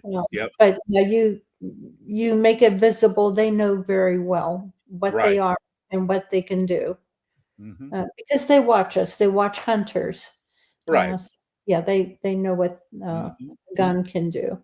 Yeah, it's funny. I just read a story the other day about a guy that shot a deer, and by the time he climbed down out of his tree stand to go retrieve the deer, he saw a Bigfoot with his deer over its shoulder walking away. Yes. It picked the deer up and took it. So it had to be watching to see it, get shot, and then it ran down and grabbed it and walked off with it before he got there. So yes, that was interesting. I've heard quite a few stories like that where they've Gary, he's had 2 deer taken. Oh, there you go. They watch, they hang around the hunters, and if they can steal your kill, they'll snatch it up and go. Yeah, and I've heard of them taking hogs too, wild hogs, not only from hunters, but I've heard of hunters being in tree stands and watching Bigfoot kill wild hogs. Yeah. And I remember one of the stories, I think, came out of Arkansas, and the guy was in a tree stand and he saw the hogs, and he wasn't hunting hogs, I don't think. I think he was hunting deer, maybe with a bow. I can't remember. But he said all of a sudden this Bigfoot literally came out of nowhere, he said almost like it came down out of a tree, which it very well may have, and basically landed right on top of one of these hogs and just killed it instantly. So, that's pretty interesting too. So, yeah, whenever we were out in, trying to think, it was Oklahoma. We went into an area, got out of our vehicles. Now it was dark out, and we were on a dirt road. A wild hog came out, walking out of the trees, but it acted like it wasn't acting normal. It was just acting confused and just like it had been hit or something. So we figure it had probably been hit by infrasound, and so it was confused and just not acting right. Because there were Bigfoot all around. There were a couple up ahead of us about 100 yards, and another one maybe 30 feet. They were all right there. Sure. And we figured that we interrupted a hunt. Yeah. Skidder said bang equals a dinner bell, the gunshot. Yeah. And when I was, again, back to when I lived in Alaska, the guys that hunted deer up there had to be really careful because the brown bears definitely associated the sound of a rifle shot with dinner. So, they would oftentimes have to give up their deer kill because by the time they got to the deer, before they could even get it field dressed, there'd be a big brown bear coming in. And I'm talking, Alaska brown bear, 1,000 pounds or better. Yeah. And, they wouldn't argue with them. They just leave the deer and go shoot another one. So they didn't like it. Yeah, gut pile, exactly. You try to leave the gut pile for the bear, but you got to be able to get the deer skinned and gutted before the bear gets there. I liked another comment I saw here. Oh, the KH commented, and this is somewhat Well, a lot true. Yeah, you just put it up, the one about the graveyard connection, Yeah, because we have had very good action around cemeteries. yeah. Pretty much everywhere I go, if we can find an old cemetery, there will be not only Bigfoot, but myself. I if I had a dog man interaction, it was a maybe. I told about that last week. I think the it's made me kind of second guess my very first sighting that I had kind of come to conclude was Bigfoot. That could have been a dog man. I'm not sure, but I know a lot of people report dog man around. Actually, there was a really good report, I think, out of Pennsylvania with a video of what appeared to be a dog man digging up a grave. Do you No, remember seeing that? that was. Oh, I know exactly where that was, and a friend of mine took that photo. Oh, That okay. that was in Ohio. Oh, Ohio. Okay. I knew it Basically, was up there in Yankee land somewhere. yeah, it was not far from the state line. Yeah, Okay. Yankee. Um, but what happened?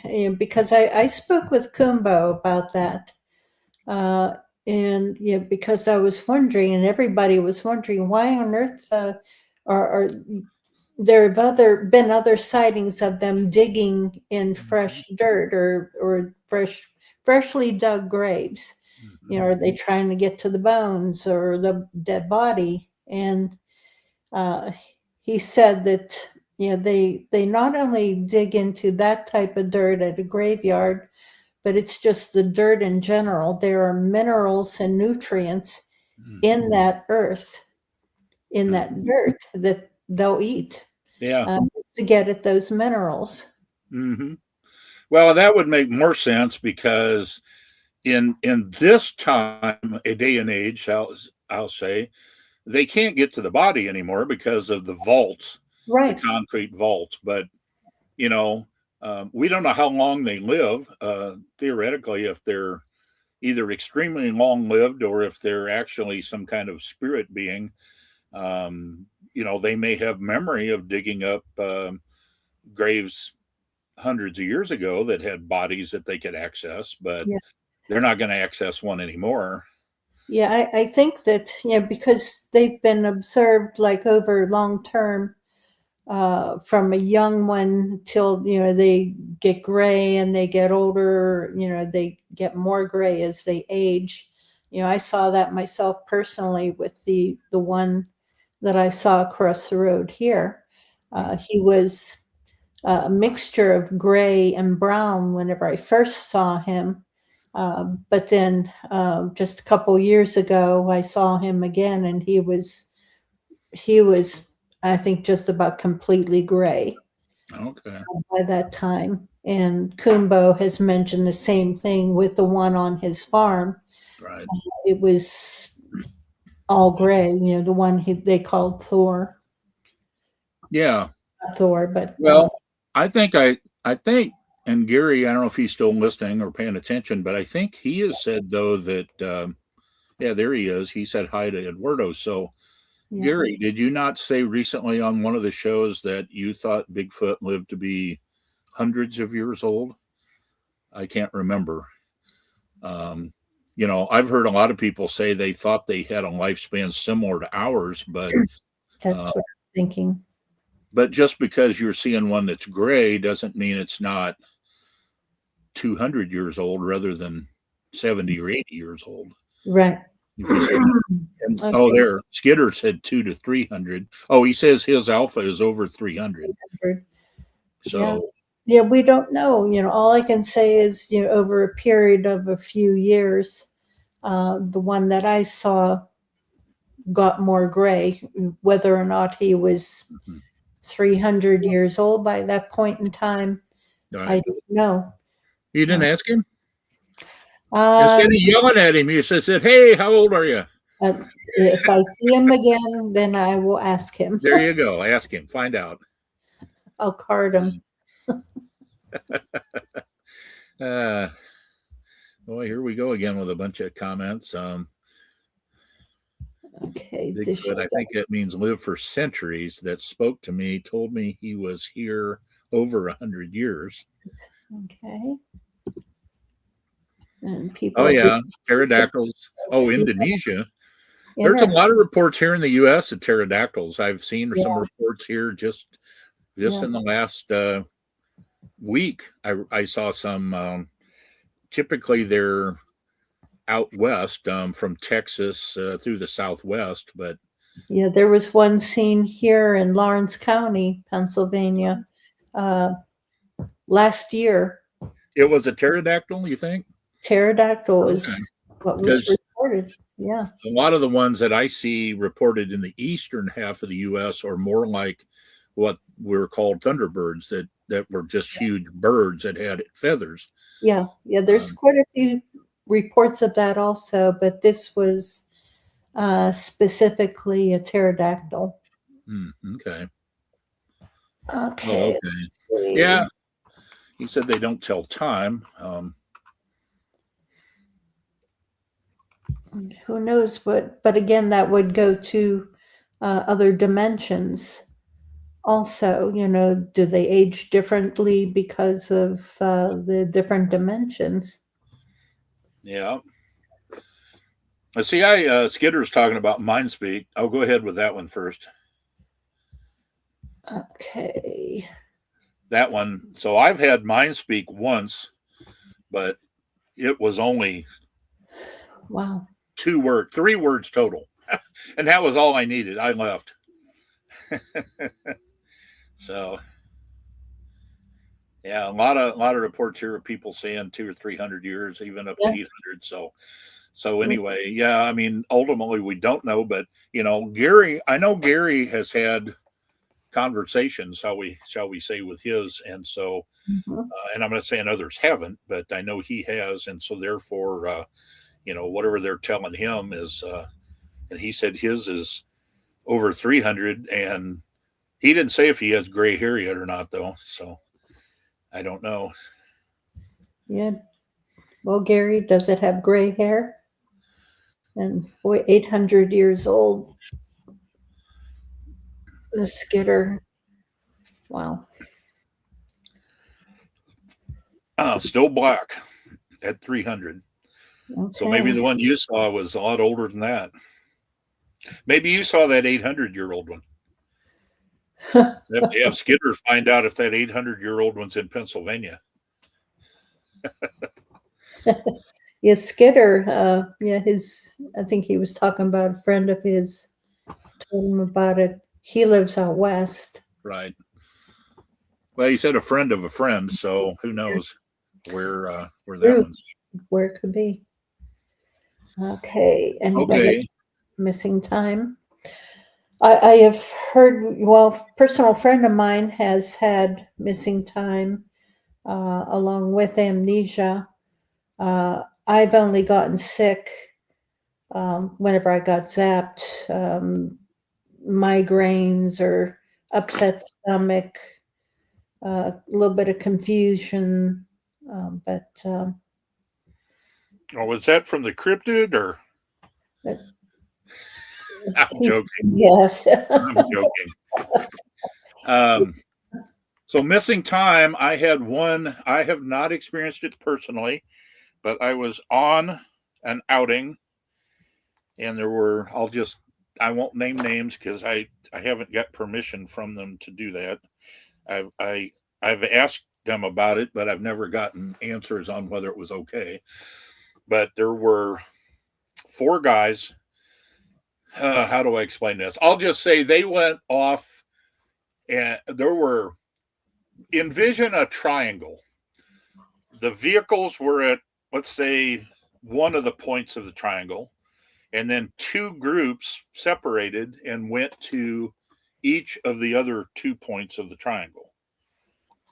After a while, one of the groups decided that they were going to go over where the other group was. So they started walking in that direction, and all of a sudden, just like out of the blue, they realized that they were back at where the cars were parked, which was not where they went. And one of them checked the time, and they were missing about 20 minutes. Whoa. So they do not know what happened They have no memory of what happened during that 20 minutes. None of them, not one of the four. It was like they all went completely blank and then appeared in a different place. Hey, So, Greg. There's Greg. Greg House. oh, hi, Greg. Good to see you. Yeah, I'm working on the beard with you there, buddy. You got to get in on their Beards and Boogers podcast. Well, I don't know if I've been. Is that something I got to be invited to, or is it just you're on YouTube? Yeah, that's on YouTube. I try to keep my nose clean, so I don't hope I don't have any boogers. Let's see. KH says he had 3 hours missing time after he got zapped and his watch never worked again. He hasn't had hypnotism yet. Oh, okay, boy. We got. Let me. Well, and Virax, yeah, that's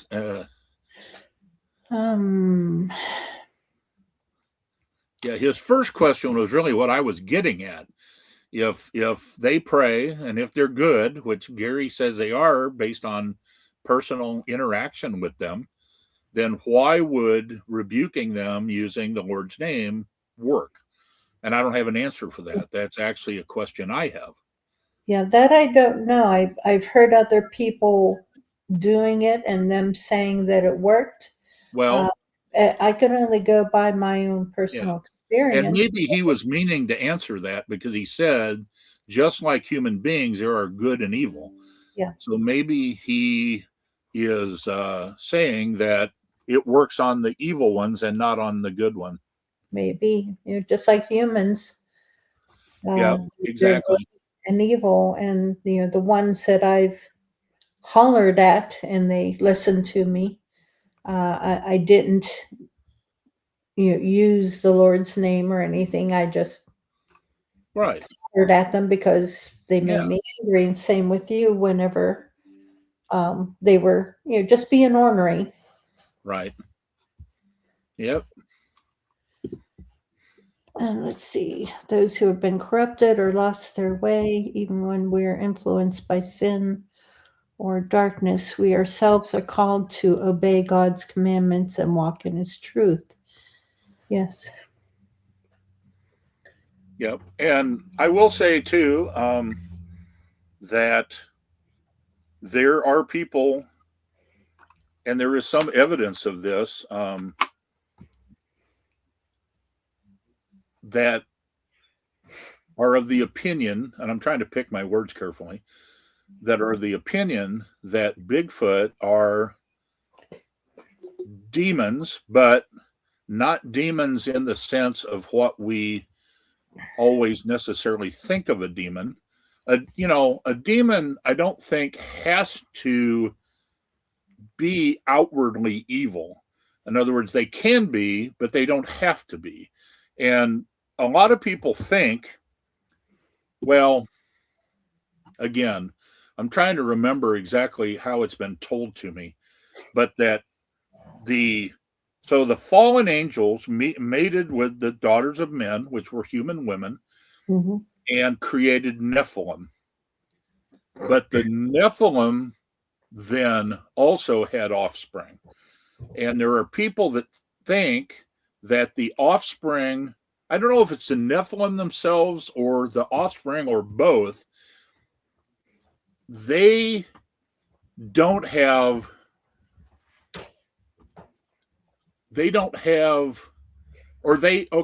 to exist, they have to inhabit something, be it a human or an animal or something. They have to inhabit something.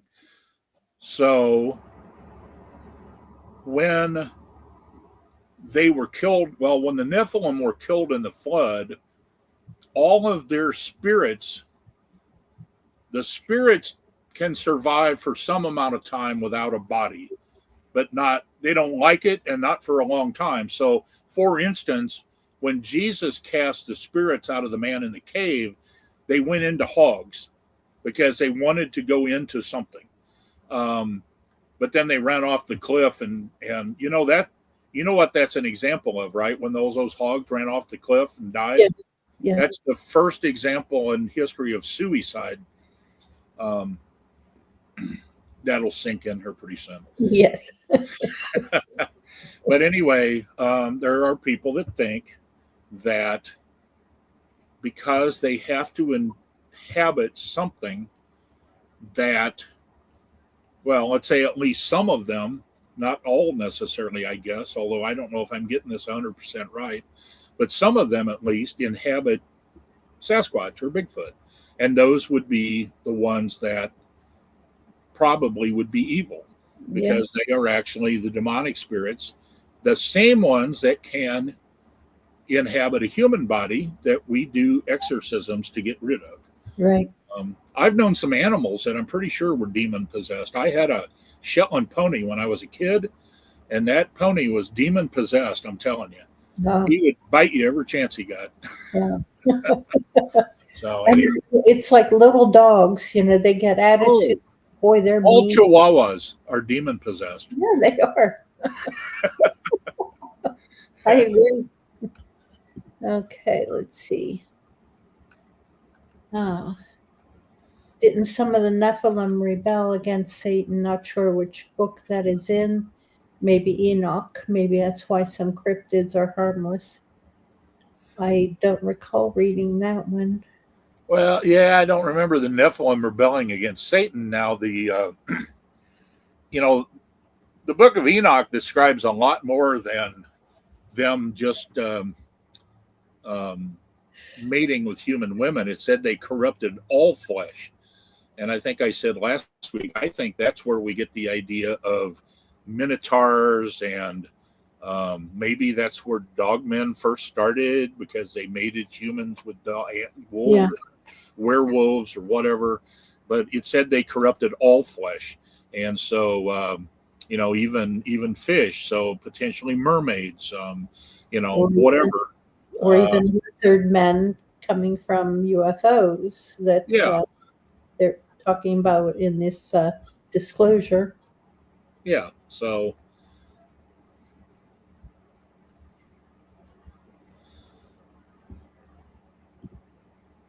yeah, Skitter, we're mostly guessing about. It's all theory. We're just throwing out ideas because we don't know. Oh yeah, we don't know any of it, but we learn by throwing out ideas, and maybe some of them will click with people. Yep, or stick. And sharing experiences. That's really a lot of this is sharing what's happened to us, and then we go, oh yeah, that happened to me too. So it makes you feel like you're not the only one. Let's see. For all we know, maybe Sasquatch or forest people, Bigfoot, whatever you want to call them, are the ultimate goal to inhabit Earth as a enlightened being, whether it is positive or negative. Possible, but I don't personally. I don't think so, but I don't know. Yeah, more of that we don't know. Yeah. Okay. Yeah, I remember Breton saw one. Oh, 90% of folks call you a liar. You must. When I was in Alaska, I will tell you my last trip to Alaska, where I had a very good face-to-face sighting of one. I would say there 90% of people would tell you that they've seen the same thing, because people there, especially the natives, the Haida and the Tlingit natives, they don't believe in these things. They know they're there. So it depends on where you live, and now, what people you live around. Were they mostly natives that you were speaking? Well, I would say that pretty much 100% of the natives were knowers, and I would say that probably 90% of the non-natives that lived there were knowers, simply because they had seen one at one time or another.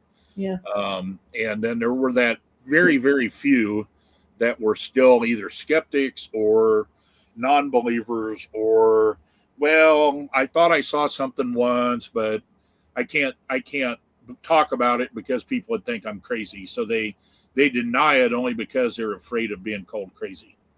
Yeah.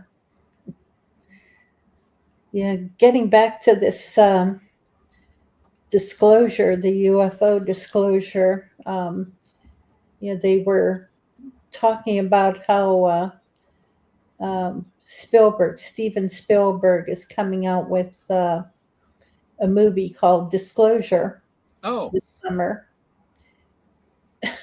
talking about UFO disclosures and alien disclosures. yeah, Uh, yeah, and is what he is releasing, is that going to be um, related to more like a forewarning of what the government is going to be disclosing, or is it going to be okay, what the government doesn't say he'll put out, but then what he puts out, is it theory, supposition, imagination, fantasy? right, yeah. Or are they going to let Steven Spielberg make the disclosure?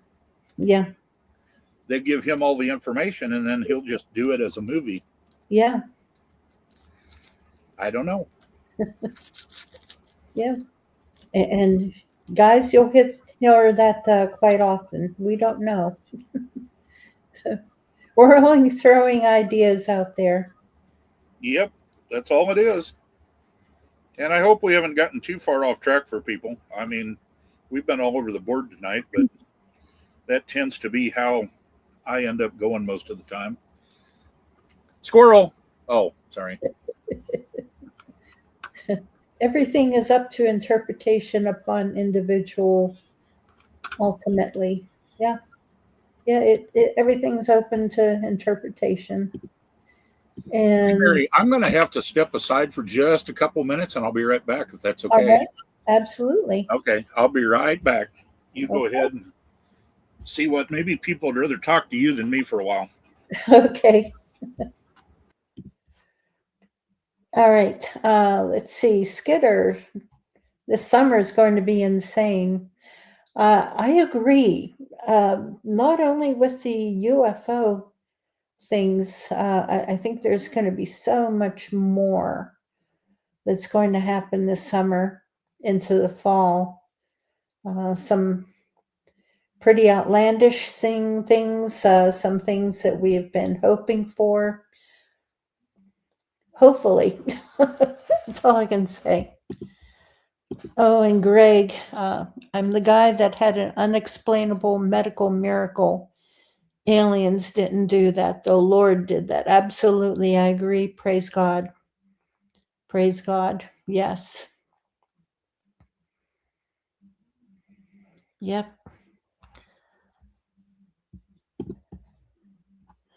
A guy on How to Hunt had missing time and 70 text messages welcoming him to different countries after seeing a Bigfoot. Jeez. Yeah, I don't know how I would deal with missing time. There's time I would prefer would go missing, but not me, just time. Uh,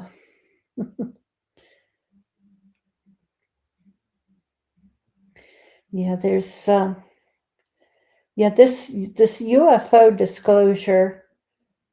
Um, they're coming out with hinting at so many things, and the pastors, all the different pastors that they called uh, and had a big meeting with, where they told them quite a bit, but then also, oh, Skitter, aw, have you read it yet, Skitter? But thank you for getting it. Um, anyway, where they told them they were lizard people who did not come out of the sky. They came up from the underground. Hey, there you are. Okay, I added you back in. Okay, thank you. Go ahead with what you're doing. I'm just Yeah, listening. yeah, it's when are they going to come out with it? Because they're, I think, like with the Epstein files, what's happening with them is that, it's not just the DOJ and, the attorneys, et cetera, and the FBI who has control of that. There are other departments and individuals in those other departments who are holding back and hiding information. They are not releasing information only because they don't want it to be released. And that's certain individuals who are not following orders from both Trump and Cash Patel, etc. They are what they term slow walking information. They don't want it to come out. They are protecting certain people. And so the same could also happen with the UFO things. It's we're hoping that it'll all come out, but they just may slow walk some of that also. Trickle truth. Thank you, Skitter. Yeah. They they don't want to. They don't want to hit the public with too much too fast. Yeah. And there's some. While those in our groups are probably prepared, there's a lot of the public that aren't prepared for any revelation of any kind of thing out of the norm or out of the mainstream. I mean, they'll totally freak out. So I kind of understand in a way why they do it slow. I will say one thing on the Epstein files, in my opinion. Mm-hmm. There's all this talk about that Trump's trying to slow walk it because he's in there. Well, my view of that is that if he was in there, it would have all came out during the last administration. Absolutely. Before the election. That would have been the perfect thing to release before the election, and they didn't do it. Yeah.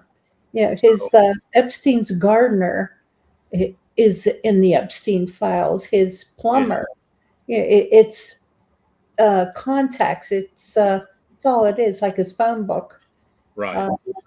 Who he calls and who can call for whatever reason. Right. You read so much nonsense that people believe in. It's sad, but oh well. Yeah. Don't want to do that here because there's people who probably don't agree, but and that's okay. Yeah, and KH named a number of folks there on the Bible stuff. Maybe I'll do it another time, but I have some people that aren't on that list that I think are very good. Yes. And Ken Johnson is one. Yes. He does a lot of stuff on the Book of Enoch and the Book of Giants, as well as pretty much all the Bible. But he is actually a Hebrew translator himself. Oh. So he is very good at, he has been translating at least parts of the Book of Giants on his own because it's not completely translated yet. Yeah. And then there's another guy that I really like that does a lot of stuff on the Nephilim and giants. And there's Albertino. Is it Michael Albertino? Can't remember. Yeah, that could be. And then there's isn't that crazy? I can't think of their names. There's a guy that's really popular. Thank you, Mickey. I can picture these people, and I can't say their names. There's Trey Smith, I think. Yeah, Trey Smith. He's very good. I've heard of Michael Heiser and Gary Wayne. Yeah, Steve Quayle. Yeah, I definitely heard of Gary Wayne a number of times. Yeah. I'm going to go away here a minute. And I mean, I'm not going away from you. Oh, yeah. Tim Alberino. Yes, Skitter. Thank you. I'm going to go look at my subscription list Yes. on YouTube real quick. And, well, if I was smarter, I'd be better at this. Yeah, I've got thousands of channels that I'm subscribed to, so it's Yeah, I usually don't have that many, but I do have some. Oh, the Bigfoot project's right there at the top. wow. Well, I don't know why when I click on. Oh, there we go. Okay. So let's see. Oh, okay. That's not. I thought I saw one that you had mentioned, but it wasn't. Yeah. Um, hmm. Yeah, the shows old. They don't want to release anything that they can't control economically, Right. financial security, Yep. or That's discredit their own narratives. Yeah, they fear potential chaos. I don't know if they fear chaos. I think some of them are deliberately sowing chaos, causing chaos, and it's so. So one of the ones that I was trying to think of, his name is Alan Nolan. It's ALLENNOLAN. And he does a really good, he's got like a 3 hour thing on Nephilim and giants. Now it's pieced together from different sermons that he did. So, like, it goes in order. It starts at the beginning and goes all the way through, but he may be wearing different clothes at times in the video, but Alan Nolan is, I think, really good. Now, here's something I'll say, depending on your viewpoint and belief, so to speak. None of these preachers you probably won't agree with them 100%. yeah. But a guy that I know who's a preacher, his favorite saying is, "Eat the meat and spit out the bones." Meaning, take what you agree with, and if you don't agree with it, just spit it out and go on. You don't have to make a big thing of it. But yeah, that's that's Alan Nolan, and I'm still looking for the other guy. And Ken Johnson. Did I say him name right? Ken Johnson. Yeah. His site's called Bible Facts. Okay. Yes. He's really, really good. I used to watch him every week, and I've kind of gotten away from it, but I really need to get back to him because he does some good stuff. I got away because he when I was ordained, I did a lot of Bible study, obviously, and he was going over a lot of things in the New Testament that I was already really familiar with, and then because I got away from him, then I didn't go back when he's probably done some things that now I am interested in, and I'm missing it because I'm not there. Yeah. But Okay, Skitter. Yeah, Mark does not have a YouTube channel. I do, but I don't have anything on it.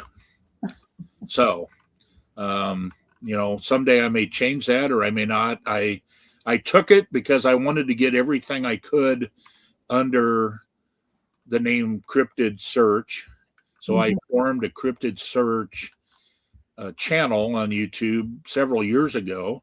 I also have one called, I think I call it Mark's Reviews. And I've actually recorded a couple of things for that, and I never put them up because I don't know. I think, well, they're not good enough. And, as long as I think they're not good enough, I'll never get one up. But, right.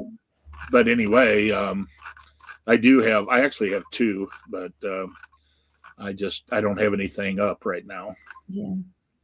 Okay. KH says, although they say church is good for your health, if the building was built using the Solomon's Temple math, the music is meant to be harmonic resonance at a certain hertz. Yes. Yeah, Trey Smith goes into the Solomon's Temple. Mm-hmm. the building of it, the construction of it, what it's specifically constructed of, the meaning of, there's linen and there's wool and there's specific resonance, harmonic resonance hertz to the cloth itself Mm-hmm. because um, they have a purpose. It's fascinating whenever you get into the resonance. Oh, let's see.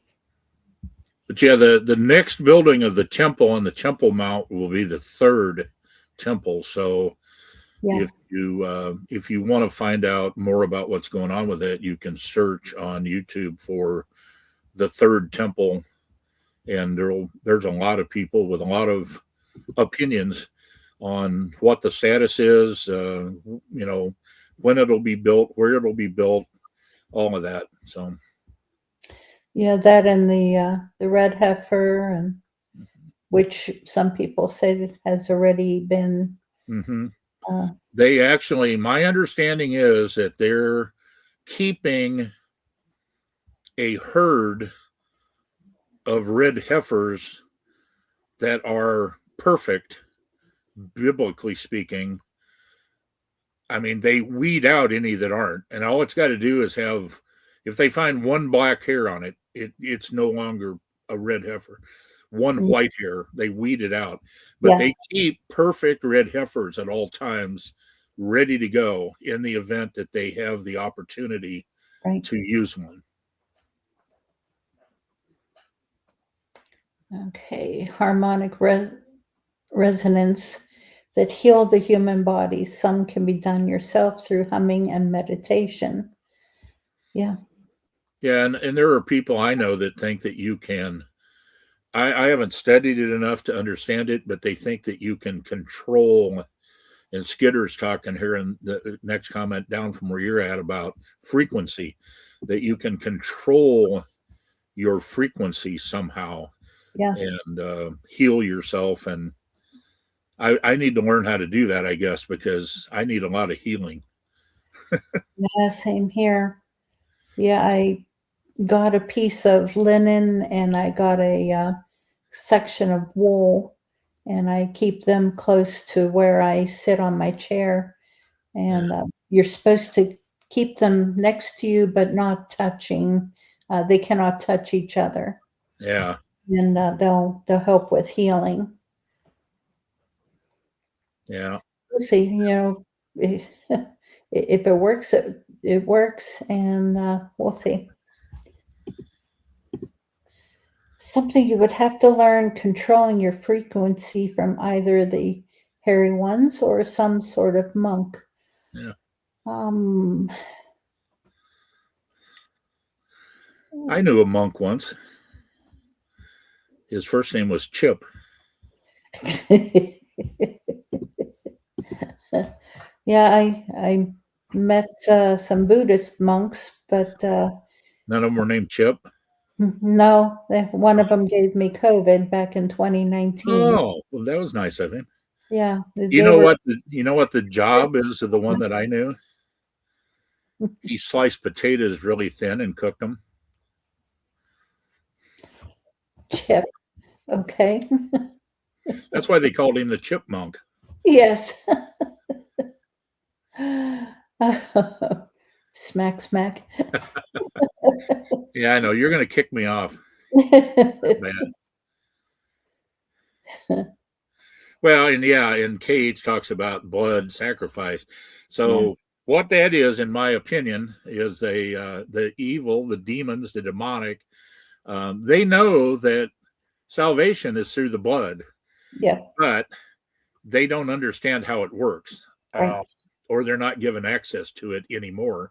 So Yeah. they try to use blood in their sacrifices, thinking that it's somehow going to give them access to heaven or whatever, Yeah. but it won't. But but yeah, the life is in the blood. Exactly. Yes. That is, it's that way physically. If we lose our blood, we die. Our life is in our blood, and our eternal life is in the blood of Christ. Mm-hmm. So it's all in the blood. One of my favorite songs is "It's the Blood." There's a Christian song. So, Power in the blood. yeah. Yep, absolutely. There is. But yeah, hey, tell you what, it's almost 10 o'clock. And I'm getting tired. Yeah. Well, it's okay. I am too, a little bit. So can I throw in a couple of last things before you close us out? Absolutely. So again, unless something happens to change this, I have a confirmation for a guest for next week. And I don't know if Mary's going to have me on also or just him. Yes, no, we'll have you on here Okay. also. Oh, We'll, okay. All right. I wasn't 100% sure how we were doing that, but his name is Paul Bogdan. Passed the word around. He was one of the lead investigators in a investigation called the Jacobs Creature in Pennsylvania. He's been involved in a lot of other investigations. He was involved in Chestnut Ridge investigations. He has historically and still is, as far as I know, a BFRO guy, but he's not a BFRO guy in the bad sense of the word. I only interact with good BFRO people. There's not that many of them, but there are some. I agree. And so I was even BFRO at one time, so don't hold it against me. That's actually how I met Paul Bogdan, because we were both in BFRO at the time. I don't think he's very active in BFRO anymore, but he does still do reports, I think, when he's asked to. So yeah, I know, Skidder. Just ignore that comment about that. It's a 4-letter word. I know it's not a good word. But I know the shizzle. Same here. yeah, well, same here too. Trust me. I had a major personal falling out with Mr. Moneymaker, and he won't have anything to do with me anymore, and I don't have anything to do with him anymore. I mean, that could change. I'm an easy kind of guy. I don't ever say that anybody is absolutely off my list of possible friends, but I'd say Mr. Moneymaker is pretty far away. He'd have to do something pretty extraordinary to get back in my good graces, and he probably thinks that about me, although he never did tell me what I did wrong. Anyway, that's neither here nor there, but Paul Bogdan's a great guy. He'll be on next week. We haven't talked about what he's going to talk about yet. I did ask him, Mary, to send us a little bit of a bio because I know him, but I don't know him well enough to do a bio on him. Yeah. And so I asked him to send me that so we can kind of introduce him before you bring him on with that. And believe me, he's got enough stories. He could fill up a month's worth of your shows, but you just have to decide what you want to talk about with him. So yeah, the shizzle. Yes, he's going to be on this channel. yes, on this channel. He'll be here. He'll be he'll be our guest next week. Yep, Wednesday night, 7:30 Eastern, 6:30 Central. May 13.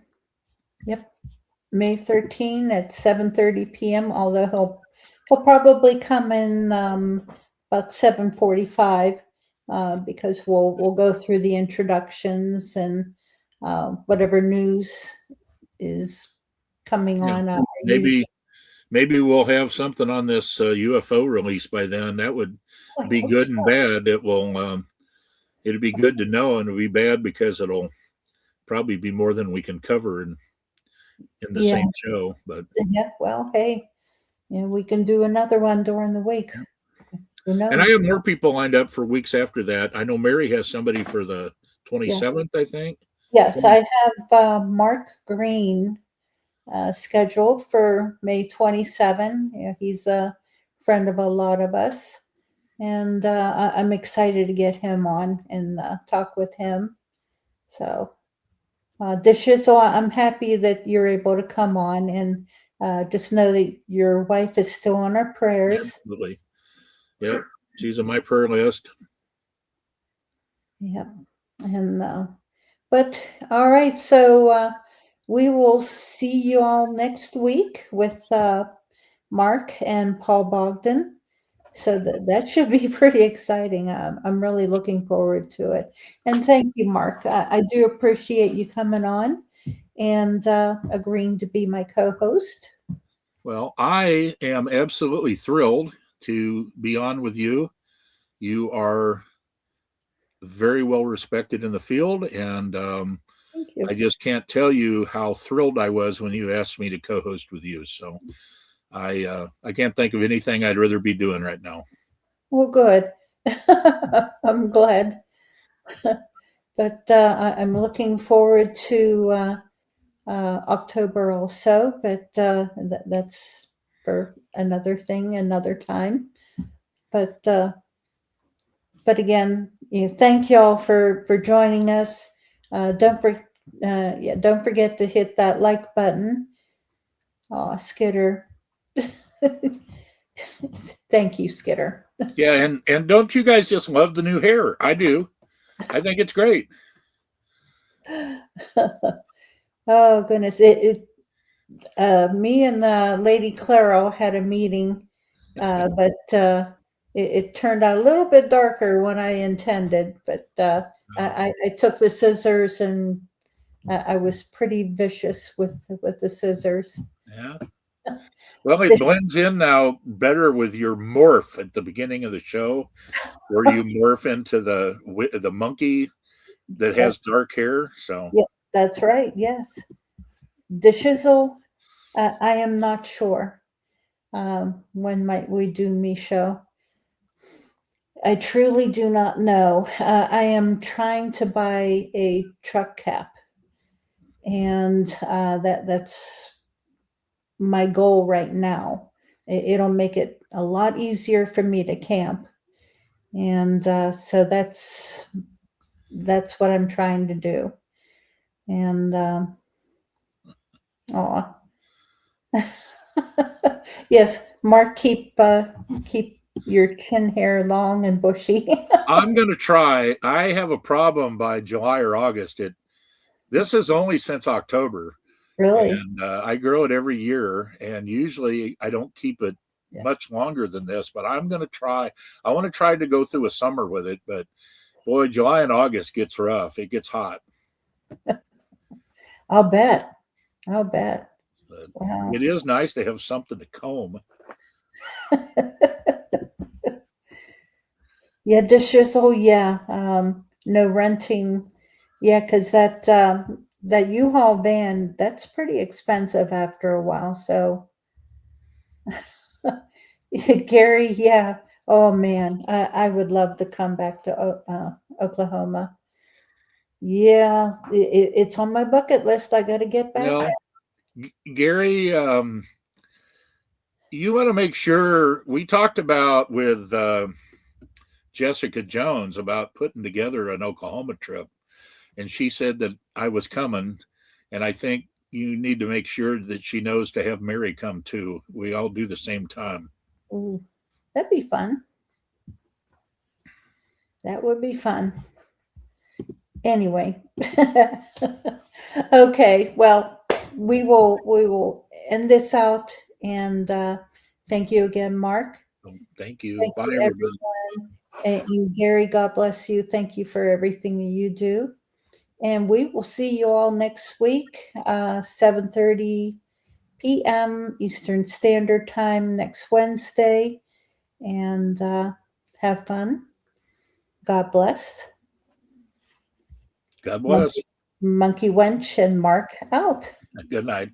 Good night.